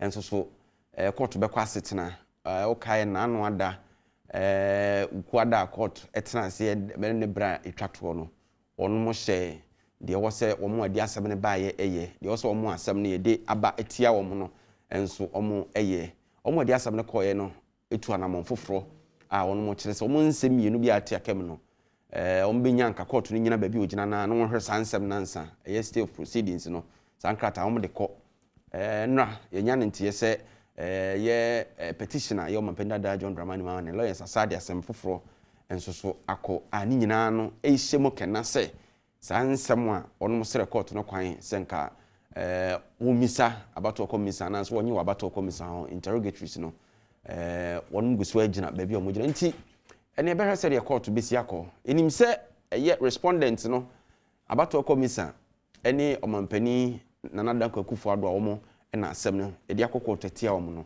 omo de court no ka so omo nye no witness statement ni ade no ma file dada nti ene ye de no beto nchen ansa na yetie petitioner no ade serede no ana sei na court no be kurukura ne nsem ene ese etwo enworo ya yempam danta ahwe ekopam danta na etwo no be woro be wi na so pa na se sua kwantififiri twa so de anko wen ha midi edna na se ampofo je memfa na se ema CJ fashions wo kuma se amakom yedura be mu atade eni je be mu atade African wear papa de wote so Kumasi amakom no wo friend 0268505021 0268505021 na yemfa na sema impressor capsules ni kwai mu ema eja se waposo no mpemu te ya obi a omu a ye be ma won asisi ho so ye no eye impressor capsules St Andrews SHS ne ultimate remedial classes akonya wo homa nkwada no form 1 form 2 form 3 simple akwada no ku school ba bi na wantimi entwa ne nso hwe a ye ultimate remedial classes no ebeboa no ama no asatro nso hwe netwa nti St Andrews Senior High School bi o asimfo su ne krabata no edoso pa ye was St Andrews Healthcare College so ho amotete apomdemu animdefo achese ne nurse for physician assistant no ne laboratory technicians ni nyina no omotete bi o St Andrews Healthcare College and ye wo HEPA plus mixture if you choose ko si unase opomde ni besipi onum betoso mo atime didi no fe no beja o widie ne ho a HEPA plus mixture ena ye wo Kennedy Digital Satellite Patrol TV inch bia opibia ko Kennedy Digital Satellite abenya bi decoders ahodo afi so no mo a mo per fridges ni nyina bi o Kennedy Digital Satellite ofa weja old barrier ehon mo a ho ana won mo ewo shop kakraka Kumasi so onkrabata ni bi ho odwuma ho te onum bo so efo oniema no so ye papa na Greenfield Scientific Herbal Clinic edi abibeduro ena esanya de wa ahodo abibeduro no de ntiase eye scientific ne se ode befa mfidiem na opayare no hontuma no ye abibeduro na kachiri na chese ona okro no ena yewo eye hometamin ginseng yaka ginseng se ginseng wa de mu a ese mema ho de na kodi ho no nti hometamin ene ye kamfo de ama emema ena no pay no Honorable Andrew Ejapa Mesa wono eye mrashebidwani de momamfo a ewo secondary. Honorable, good morning. Aponum to say Adomara kwa nyamiza chere waso ze oh nyame adom me ho ye pa me nim say ayi nose mask designer once abamu me hu Gucci various designs no we boy wow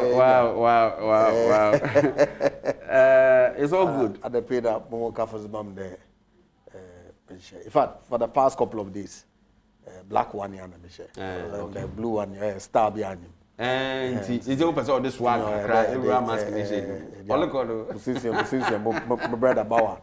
Okay, Mrashebidwani need a moment for Bongo. Honorable Edward Bauer is also at us. Honorable, good morning. Good morning. Let us say. Nyame adom ye 2021 nyina yi share. O de bi in share. And who ni say when you prepare parliament I just say.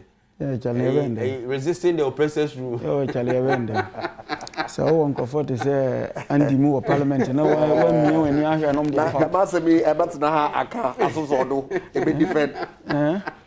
Now designer national anthem ni nyina ya na mo yi ehọ no nko a. The one that to sad so pete is confusion. Debi o national anthem na. Almost every line there was significance. Oh yeah. Sometimes a year about oppressors rule. Sometimes I about something else. And for yen issue na ba the particular issue no stands actually a champion because me kai say I think 2020 State of the Nations address and so e wo hono mo na me parliament yes every so mampani evra mu na otenase na meti and help so we say that time na unim say up to now crampos I don't know.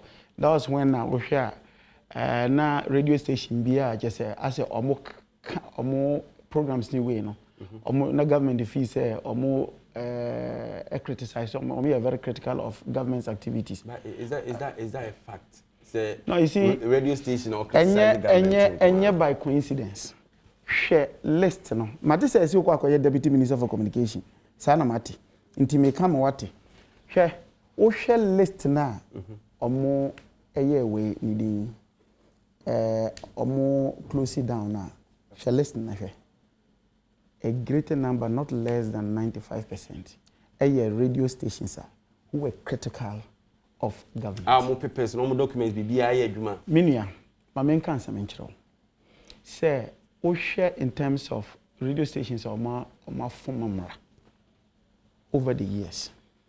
And yet only between 2017 and about. But what government has always done, because here ensure freedom of speech, freedom of expression, and as a form. State no, wow, wo hwese be able to meet those conditions. What do you say? Enti obo abakondo. You say, what's it? State no bo abakondo. Oh, omo mawo notification say minia Joy FM and I say Adom FM and I say multimedia. Into them radio stations for more notifications.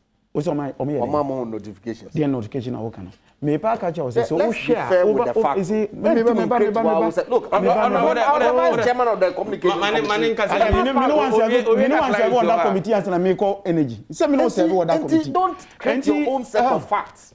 Enti the person catch da be na me on man can answer me man can. Enti point am person me man say generally no. Who country particularly a nascent democracy to say the idea no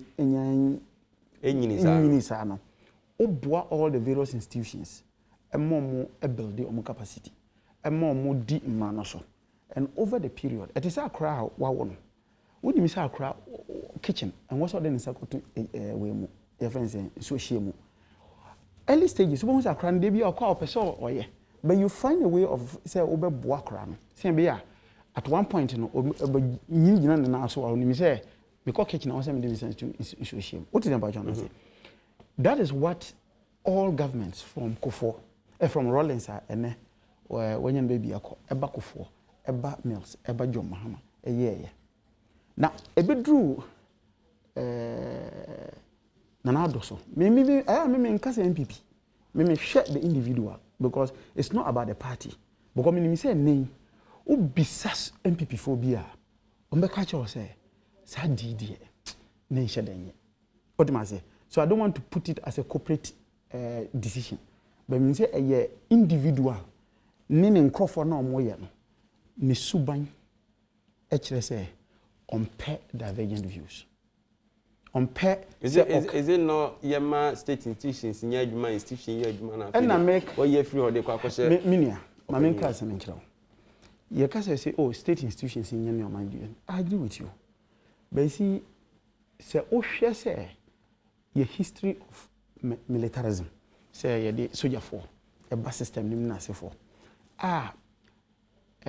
your war issues of quote unquote make I say na those days na MPP for omo free BB and yet MPP as a party because not 92 but I'm talking just pre-92 but the elements na be for me your friends in MPP omo kan about culture of silence ni na se for o hwe we nyina na so we have a history into over a period of time no you perceive building institutions same be on betima be the institutions will not have the same capacity and the same strength say on betimi they movie aba so what you do is that you support them you go to a community in Volta region then you go and say that as a nipa na radio station na omo your friends saying omo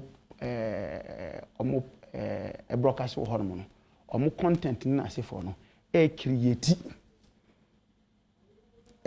conditions for say confusion baba and so ni inclusion and I say oba no be ka say owe ne nkrata we ni we nye into inclusion the point I'm person here is over the years no whether it was John Mohammed's time whether John Kufuor time whether John Mills time whether friends John Rollins time now your media houses who did not meet those things but the abani here and say ye boamu through NCA ye boamu ni ahwese ambutima build because it is a period so if say I'm almost a grace period no for about 18-20 years nina na solo they not done the need for that of say also twice one it is in your interest as a media man to be say obehwe how these media houses are built and built very strongly don't share the closure of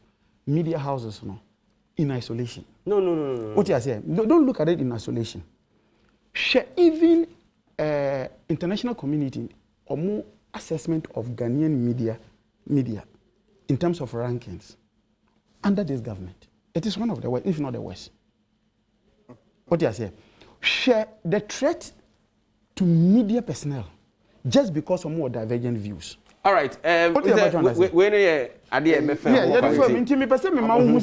Don't take a man share closure of media houses in isolation from the attitude of Abanwe towards the media. All right. Honorable Mesa. That's what he did to was it. And to was so okay now no your solemn mood. Sunday. I'm paying that Rollins when you the baby call. And the will continue from your celebration. Members of Parliament. Yeah, eight tabu by now almost started black. Yeah. Morocco na and number constitutional bodies in Yadim. Yeah. And some name in him there the closure of media houses. Binim the court. And when I want the court no boy no akadan. Oh yeah, mama young can quarrel. Yes, you believe in the rule of law. And so we don't believe in the practice of the rule of law. Our license. A certain number of activities. Responsibilities are attached to the license. Conditions. Joy FM will be able closing. Class FM will be a closing. Several media houses across the country will be a closing. Because you are alive to your responsibility. You meet the conditions of your license. No be more meet several notifications served on you. Do the needful. You want. So now over to your power. Impunity. And when the law is applied, no affect what? As will be a witch hunt. Will be intolerant. You sit on media houses, you speak freely. Yes, there's been some unfortunate incidents with Ahmed Swale that has died under the administration of Akufo-Addo. And the attack on other media personnel. Chairman, Ekese Metnaho, quietly. Maswa Nui Mobi, Bamwembe. But you are quick to attribute it to the sitting president for that unfortunate incident. Why? When we go back in history, under the Fourth Republic, media men have not died when your party was in power. Oh, so equalization. No, I'm not. But I'm saying that, unfortunate as it may be, I don't know the circumstances are surrounding the day, but you cannot blame the government of the day for that incident. If you do that, then other in a stretch, they interrogate all media unfortunate deaths on the previous governments. May not be fair. So let's not go there. But Obia Fumumbra, now I apply rules no, such that the radio station has had to close. Indeed, I want to court. I'm on the communications committee. I was on the communications committee in the 7th Parliament. Indeed, I was the vice chairman. And I know the history. At a point, our committee will interrogate or try to assist in resolution of the matter. Some decided to go to court. The ministry will pull it out. That's a media men houses Nankasa was work or court. Then they will not be interested in the arbitration. They will allow the court to make a determination. What happened? Court will rule there. If you breach the conditions of the license, you forfeit. So you ought to go through the process of applying anew. Yet you turn around and say that Obampeyin Akufo-Addo Naban or you're intolerant of divergent views. We see all the newspaper publications. We listen to all the radio stations in this country. Indeed, your online platforms, the kinds of things that you spew. And your reaction to what concern me about Papaya for the life of the man's political career? When Kesiaga. CCR and the second time is what the when Jay, look, yes, I think that if say media men Nankasa and the media companies that allowed the committee to mediate, we probably would have had a different outcome. And now BBA ni hon mo ebetimi aye say ade a mo ye enye but mo ye ni say a mo ho kwan some beto mo adwuma so say ye close to kra no looking at ye unemployment rates no money the number of people communities serving several media houses are more notification that if someone one license fees no by a certain day complied and those stations were not touched. If we also comply, they disregarded it. And then National Communications Authority, because the frequency is a resource of the state, took the requisite steps in accordance with law to close down those radio stations. In fact, to withdraw the frequencies from those radio stations, because companies now are private limited liability companies, then go to back on echo closing down. As in they book closing down, you just take away the resource because they do not abide by the conditions of those resources. All right. My young share and the issues are eda epronso ye mampani Dada Rollins eguso eda empemu se anopeya meka saying na ye dey no twin one serious issue I confront o men say coronavirus and any upside you know minim arabawa baby aye grey and Ghana Medical Association calls for a social gatherings restriction a year sorry just last week when you be in school. What's the situation? I'm sure we're reading more about COVID. Your first experience with the first wave, no? Maybe I agree. Then I'll say, that's about my first point. I mean, is me extend my sympathies to families or more lose or more members of family, no, through COVID. You name say and now you can out of about 400 ICUs now you want. The number cases here about 132. What you say? So it means that you are uncomfortable or more break currently at our hospital. Almost so or more family members may present with more encouragement and hope that in your midday healing in a be more. Naminia. First, I was here who say COVID cramp by as a country no. How serious have we been? Now, Madam for big as I one time I say, it is not because of the fact that ye be so special at least from official records.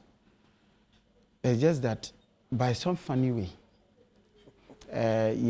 what this at least it's better than OSHA countries like, for example, South Africa. OSHA to say US. US, yeah. OSHA Mexico. OSHA Brazil. Spain, Italy. Spain, Italy. In fact, OSHA Mexican president and now more announces when you COVID or contracted COVID.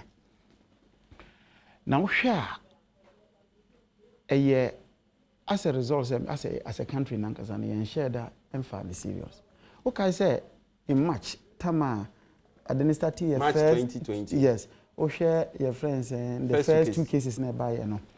Utimu say not just obia, everybody was so conscious about this thing. Obia machine. No, utimi ukwa ko to sanitizer cry. Unyebi. Nanko for hold the sanitizer. Necessary sanitizer by yes something very serious. Then suddenly I say yina ko die. Ever hear nana adina sa abey. Let me tell you something. Dear Emma Nkrofor started so more kasa about COVID biome. Ye high profile deaths ni nyaya no. Nkrofor just Ghana ye nimo. Say what is see we say oh oya wana oh we oya penyi o say dwuma mu. And the man Nkrofor adwinsa ba ho. But my brother, I can tell you that Nkrofor bebre because so sure. Look, I give you a typical example about 2 days ago. I said 2 days, about 4 days ago. Nipa menini ye adwuma for 6 years. Oh. COVID. From the Ministry of Energy. None ahead of your friends health safety and other way. Ministry of energy. O share the early stages now. No beer or nimino when you malaria. What am I saying? Then last minute only to come and realize it was COVID. Yeah, what most of these cases in the villages are recorded. The family will just get and say, oh, then they couldn't say malaria and they couldn't. Meanwhile, it would have been COVID. Because the symptoms are alike. Now, the only reason why, as a country, because of the fact that we have these high-profile people who die, and I hear more about TV, so I say, yeah, can't go more portals. Then everybody starts becoming scared. So, as a country, no, I say, yeah, I'm fat COVID very seriously. 2, OSHA, look, I agree, and I want to say it. I've heard media houses say it, and I want to support them on that. Our conduct as politicians did not help. Nobody should run away from that. Before, during, and after the election. Our conduct did not help. The crowds we were having. Just look at the crowds we were having in whether meanwhile, COVID was still around. COVID was still around. And we pretended as if, as a COVID near they call Oko leaf. So let's not run away from that. The focus was power, not. No, that's why I'm saying that. That's why I'm saying that as politicians, that was also another area. 3, then the Christmas activities. So by Christmas is the kind of cheaper. Christmas means a party because BFE say or Agbena just say the end of the year. Christmas the number of active cases was around 300. You see, and again, I always make these points when we say active cases. OSHA and then joy news, newspaper review. As a Minister of Health, Ghana Health Service, sorry. Na kase OSHA, not all along, not as a na OSHA near a lot of cases and symptomatic or more show symptoms in Asia. But they say 32% of the cases have symptoms. They show symptoms, and in fact, they are always sick. And to move na and yes, na active cases ne wo no. Utimus obi wo will be so no the moon. So unim when ya, and particularly it came in any Hamatan by. What's a Hamatan by? Me say Hamatan bars I usually will have some number of cough and other things. So people just took that thing to be Hamatan Nabano and Nuntina. And then so a lot of people didn't even know that these were things that were happening. But they say the only reason is because about 32% of the people who contracted, at least official records, get sick and they have to go to the hospital. And Nuntina at the Abbey. Now, what are we doing as we speak? And what makes it more dangerous is it's not contact tracing. Really sad numbers. Yes. It's about Nipa or Yari. That's the next point. Okay. That's the next point. Indeed, as at June thereabout, beside all the aspects who were around, we had stopped contact tracing. We had stopped it. As a country, near Jai, DNT, you second to you. Also, these allowances and other things. June. As at June, last year, the first 2-3 months, na bills neba na your friend saying health workers say I say yeah when you fire allowances name bread government then decided to relax, so the workers also relax. I personally heard one of officials in Upper East saying that look, for them now they don't do any contract tracing. The reason was that no one to mean was it not a change of strategy? Because it got to a time President Ankasa by one of his addresses in the Bekan said, right now we've seen say Yari and Near Babetna, so we should learn how to stay with Yari. So if you are learning how to stay with Yari, so you don't contact trace. So the fact that just listen to what you just said. No. Is it not a change of strategy? What the point is that this is a disease. One, you need quote unquote official cure for it. You're managing. 2, vaccine you can. Train Bruno would be covers. What the emergency? So the only thing is say, making sure say nipa bia obenya bi no. Mama name fan ankomo obi foforo. That's the reason for the contact tracing. And the fan say sebe menya you will have to see that me ba hefa me ba Joy FM me no tenase me ni minua and this na me ni minua no amote here so they will contact trace to see who and who I got into touch with so that we hwede the meeting my this activity had stopped. That's another thing. Me obinya who he gives the thing to. Just let's look at just recently.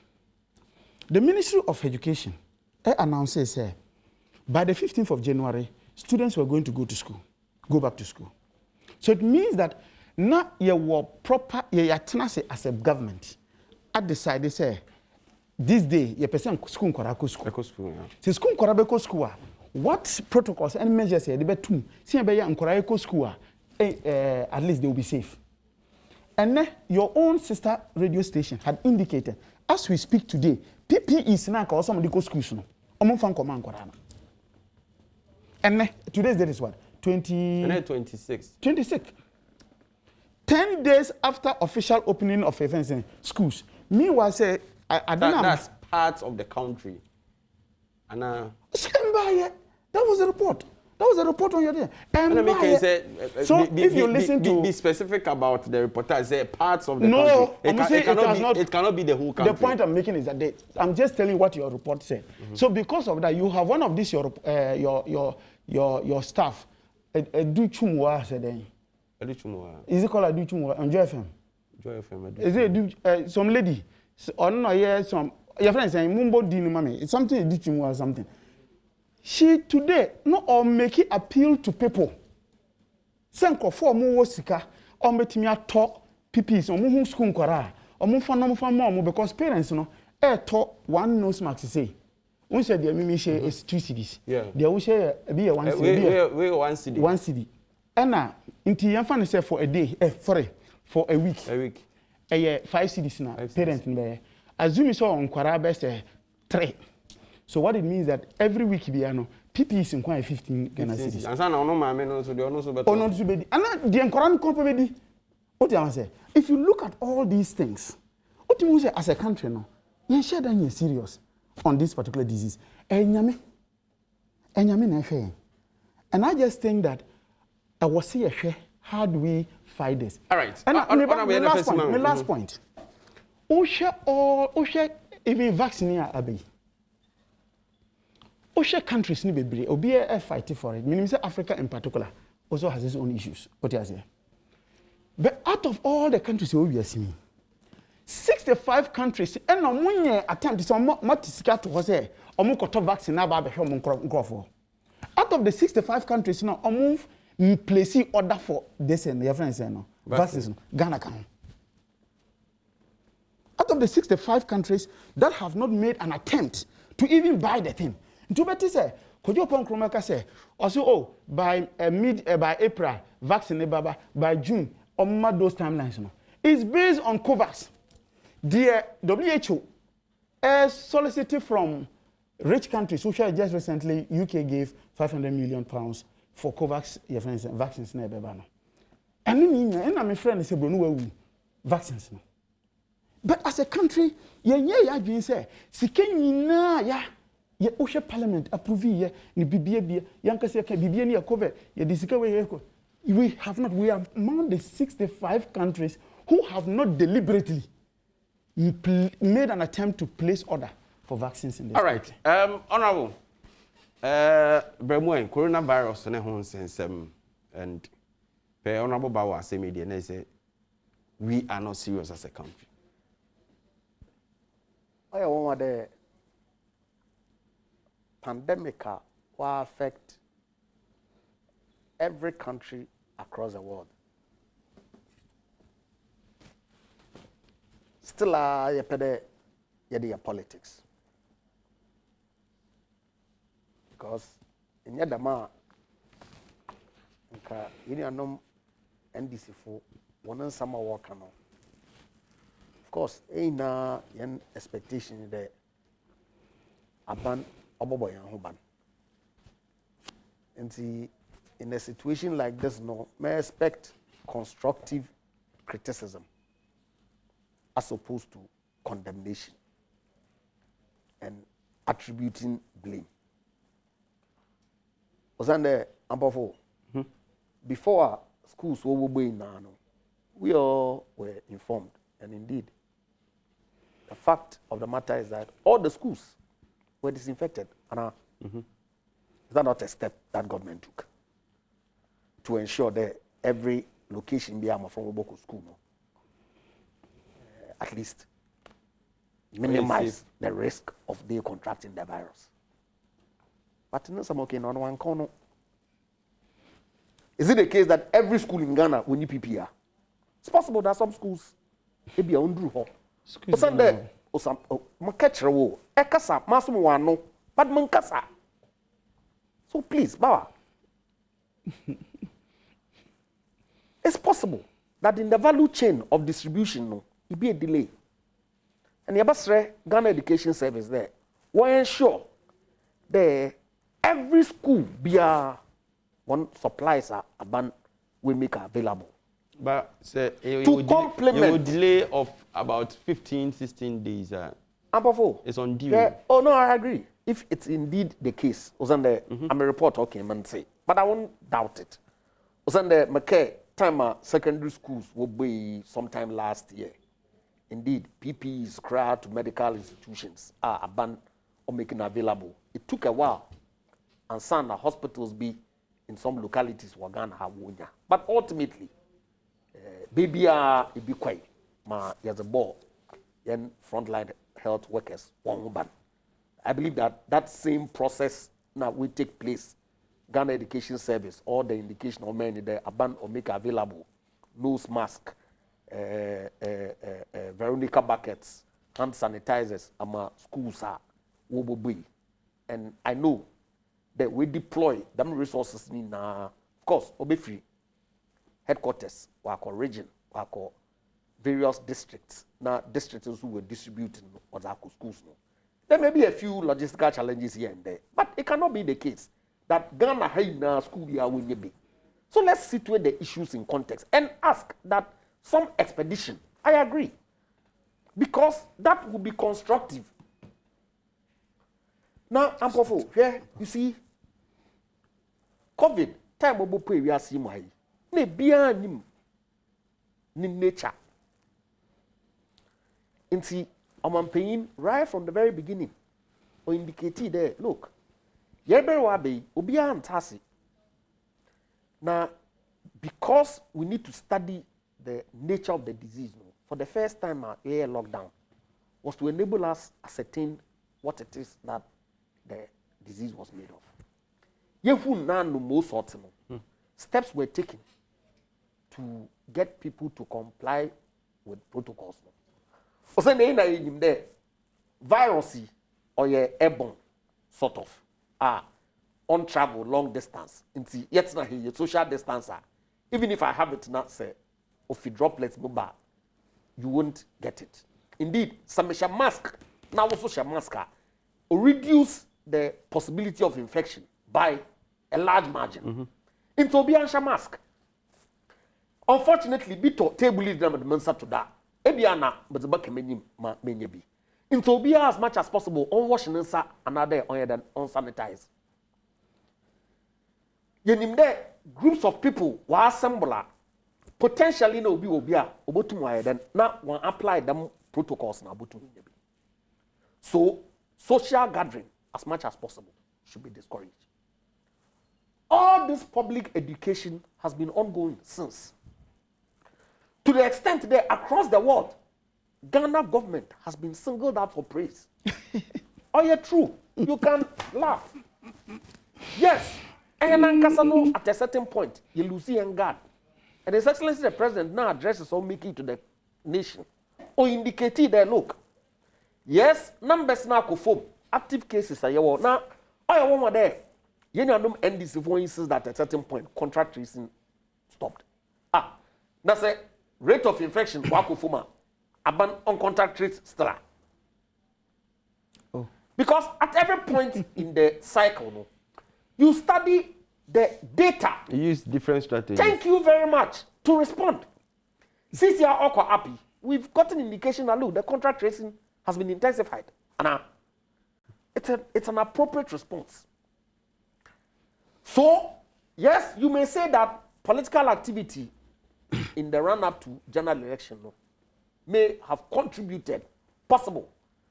But where I have the difficulty is, say, the incubation period, no infection period now. Clearly, as of mid-December. And reconciling. That's the point. And reconciling. There's no, there's a difficulty. There's a disconnect.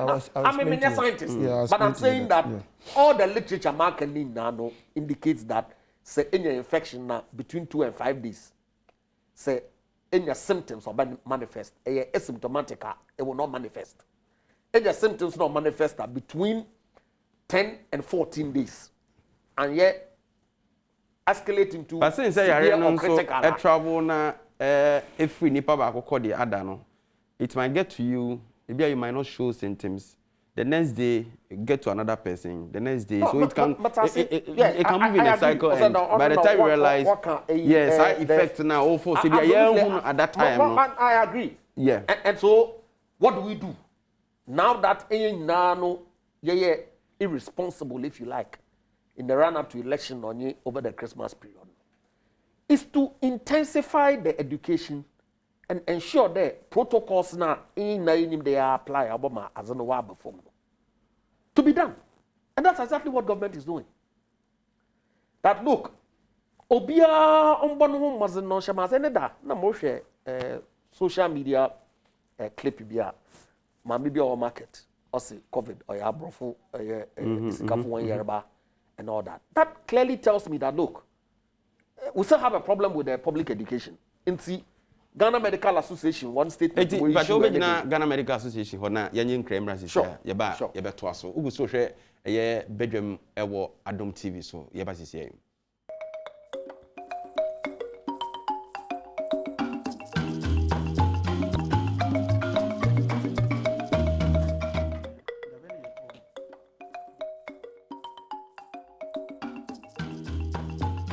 All right, asamu akwa biem dia ba Adom TV so yegusu awo Badwam pensem mo so kai se ye mampenda da Rollins gusu adam pemenche be crossover ne akọ ne ahwe enen so court ebetena se Supreme Court ewo election 2020 petitioner ye mampenda da John Dramani Mahama de call ye ne court be the party. Stay tuned na ye din sunsan so nyina bebro me di na na say ampofo je obayene kwamna sante so ba bia obi akwamna me chia o anopa we papa ena nana eje brempon na eje brempon eye asante mampon da ho hene na eje brempon asante mampon da ho hene chia o anopa yi pa umfa eye Badwam dwumadi eni agro la mesa to so mama na America there Ghana Medical Association one statement telling the way you should we admonish media houses they na yamboa in the public education and see mumfa akonyedu na mumfa.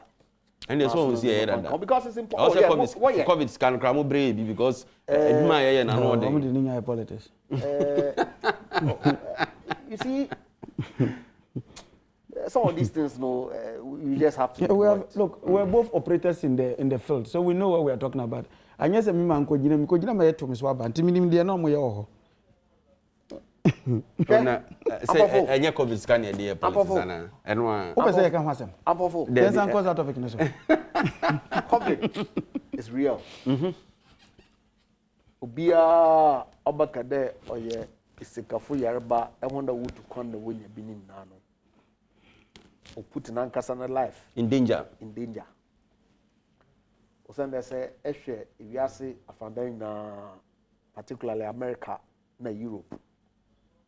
Domo wo no. Anya asem keto. Anya asam ketekete. Debia yaka spread calm, not fear. I know quite. But me they say my son we should spread the fear. As at now there.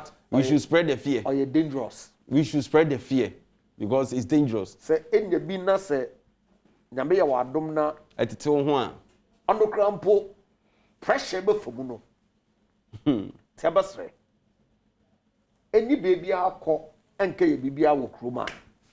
It's na wo fie. Na mum so de so sampara o de poya. Enyizima. Bo ho ban. Bo ho ban. Nose mask, yes, it's uncomfortable. Easy. But nurses washing 12 hours. Frontline health workers A minimum crowd wash more than 12 hours, 16 hours. Full PP, gown, nothing, but because your life should be important to you, abandon obey mobutu mwaye. But ultimately, obiara for mask of ambition when you are an hour friend. You have to take responsibility. Now, I shall nose mask, apple sanitizer, as much as possible, hand washing. What may you find Juma? And see, Juma, that may in the past, consciously, our numbers no up down. Say, I could die, numbers no down. Hopefully, between April and June, that my bandwagon, a conibiado, vast ni Ghana, Fuso, Yabinebi. Of course, that is where we are heading for. Indeed, on there in the next few months, say able to quantum, you will need a certificate of vaccination. That may yellow fever. In some countries, a certification and Sunday to Marco. Abana kade ekonibiado obohwe na Ghana fuso yenyebi na yawo. Of course, all can covers possible that because of any income levels, some of these things will depend on the global fund, World Health Organization. I will procure for lower to middle income countries. And see, we are waiting for that. I don't know as a matter of fact. But what I can say is that the commitment Aban will indicate, my expectation is that Aban Nankasa ought to be, at least for the critical frontline workers, immediately. Now, whatever supporter that may at all times, with all vaccination programs, you depend on some global funding to support us. No so about complement, but you to cover a greater number of young citizens. All right. Yen share a year court issue no. Who asem kakra bi na Honorable Bawa. Andra say a new application and your former president here na mamen kan kakra bi wa say lawyers of former President John Mahama have filed a motion seeking leave to file an additional ground of review to review the application on the interrogatories. Mr. Mahama and his lawyers, per the motion for leave, are also seeking leave to replace paragraph 28 of the original statement of case. The motion filed on Monday, January 25, 2021, has the return date fixed for Tuesday, January 26. An amendment of a year motion omamugi dadane say ibema kwan na sa review no. Is it the case say review no? And go through a say case in interrogatories no say lawyers na ntimi anya case na a week nti chinchina was a baso. Many ameda say and then no I pretend say me a lawyer. Me science background. Nti me pretend say me a lawyer. That they have knowledge kakra. And me ba be. But at least you nyina it me add. And luckily enough, about additional, even we are a lawyer, we are accountant, we are a historian, what me add. What you say? Now, my understanding from your lawyers in the civil union say, we share interrogatories normally, omukas nanka court na momu nyana. Na ya idea a bet ma even abwa ama nsemna koshu ntentem. Besides that, Badwam almost petitioners and again to, for example, Ebema to say there are some issues ananka petitioner ebe reason based on those responses nanka beba from electoral commission. Maybe make us say we say the and the one. What you say? Or between the illegal argument. Or between the illegal argument. A typical one about be a conwasam. And they say, for example, on this, I say, is in here. Say in the transmission of results from the various places to headquarters. NCA play role. Did NCA play role? This is a yes or no answer. What do you say? These are the sort of questions. But me kai say dear mo resist I don't know even objection and easy no raise or court and say sir a transmission hon sem ni nyina e wo emra na ye de about and the petitioner knows enti de ebiem enti minia yemfa ne say woni mi say wo ye wadwuma finchim ama bibia da ho clean yemfa ne say na say me kodu office no mo say oh I say ene nkofo bi eba office wa be ye bibi na me pese me prove say me na me ni hobi me na mo adom efe obi say me say ene oba adom efe mana me ni me say woni me say me ko adom ba o pese o make you ai no ba o park o car me say me park o car ne enim honom hona o shia me say oh Dominic ni shia me e de me ba ye what ma say it doesn't take away the fact say at the end of the day whether me ka say me ba ya mambo yo me answers no better enforce all the positions. But my example, my typical example. Me ba. Mna say enyina enhye nose mask. Me wa. Say mna. Nene me nam na police ni hia me. What me be say master of nose mask jama metimi kem. Metimi kem mu me kwa metika ni me fi say me kwa na meti say metimi dem. Enti jama me hia. What me be say master mna say you say na wo de wa. So oh me wo bi na wa. It is a man how results are transmitted. Maybe so say how in this particular elections, transmission NCA play a role now.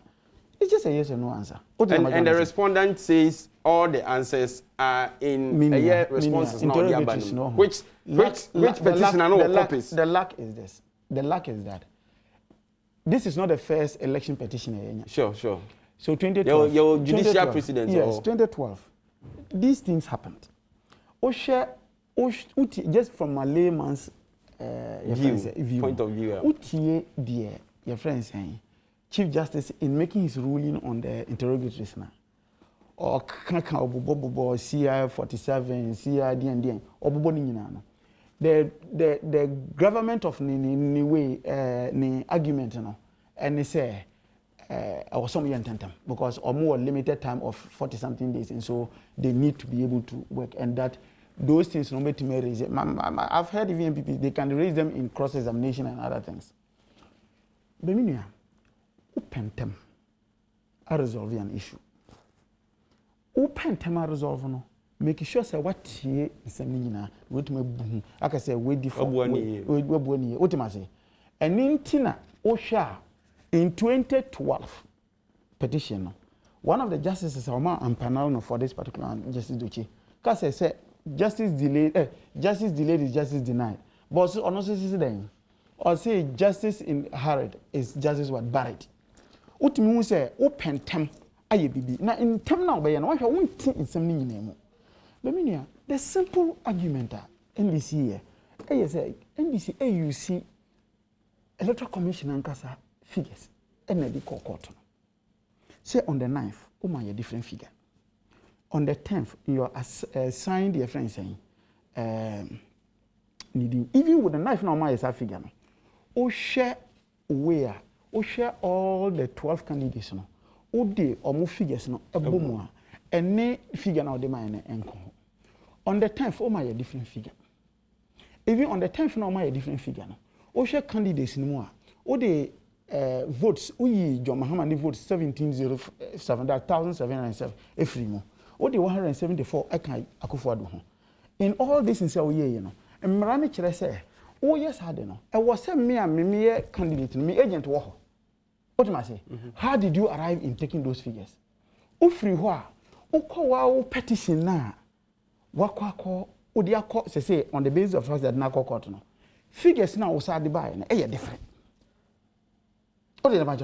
So you see that in just one election, you have a situation where share presidential, that's valid votes cast now. Easy am 3 different figures. Share Akufo-Addo any your friends saying John Mahama votes now. Easy am 2 different sets of figures for the 2 candidates. So if and that is why John Mahama I can't say okay I send the first day now call. You call court now or address it, we know. But na first mama now. Then okay. Or see, okay, say, Also pese oko na doubts ni nyina e wo around no yin free ho no. What do I say? And so we share those amendments or we filing additional thing ni nyina is geared towards eliciting the truth.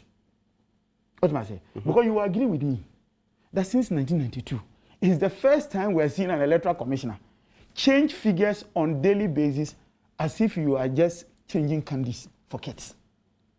And this cannot be the case. What do I say? And so, hope say Supreme Court.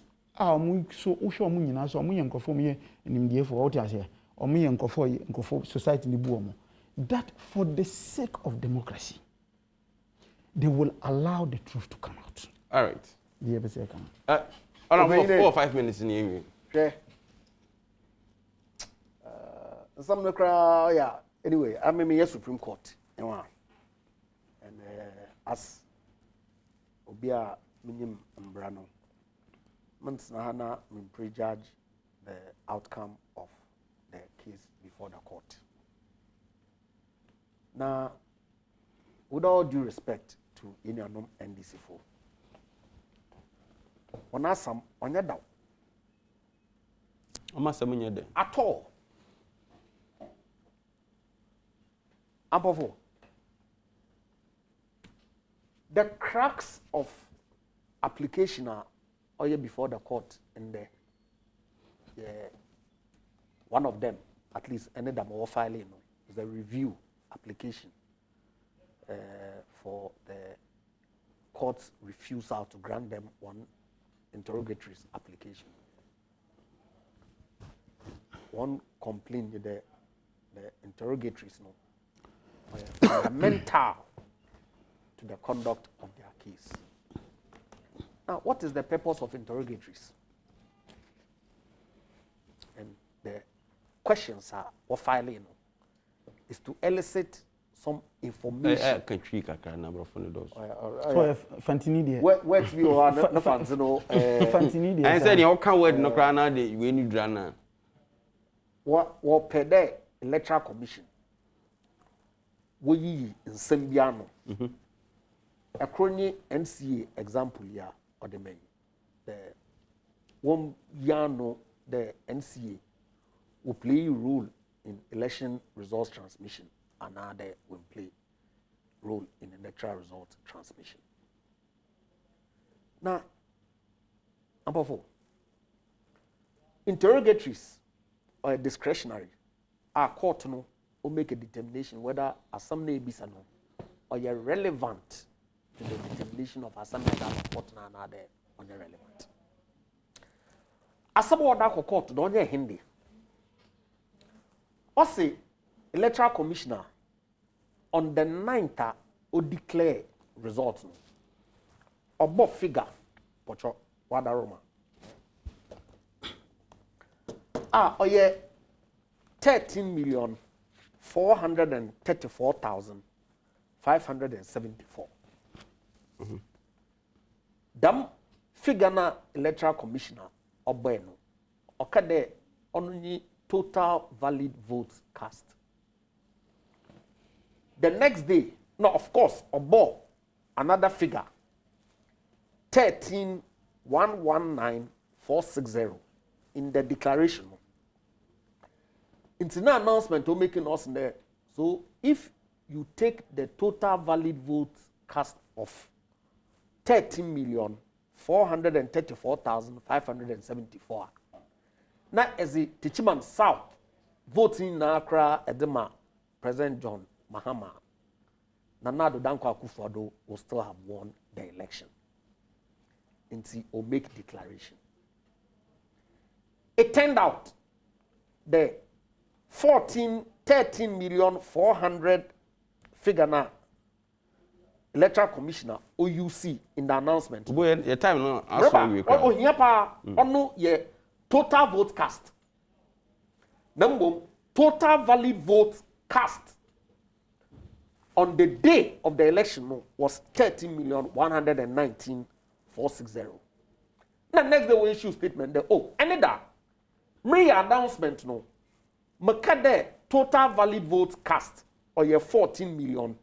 30,434,574. Number figure called Maka ni 30,119,460. However, calculation na ye ni nano. Yet the damn correct figure of 30,119,460 years a year. And this is no, yet say.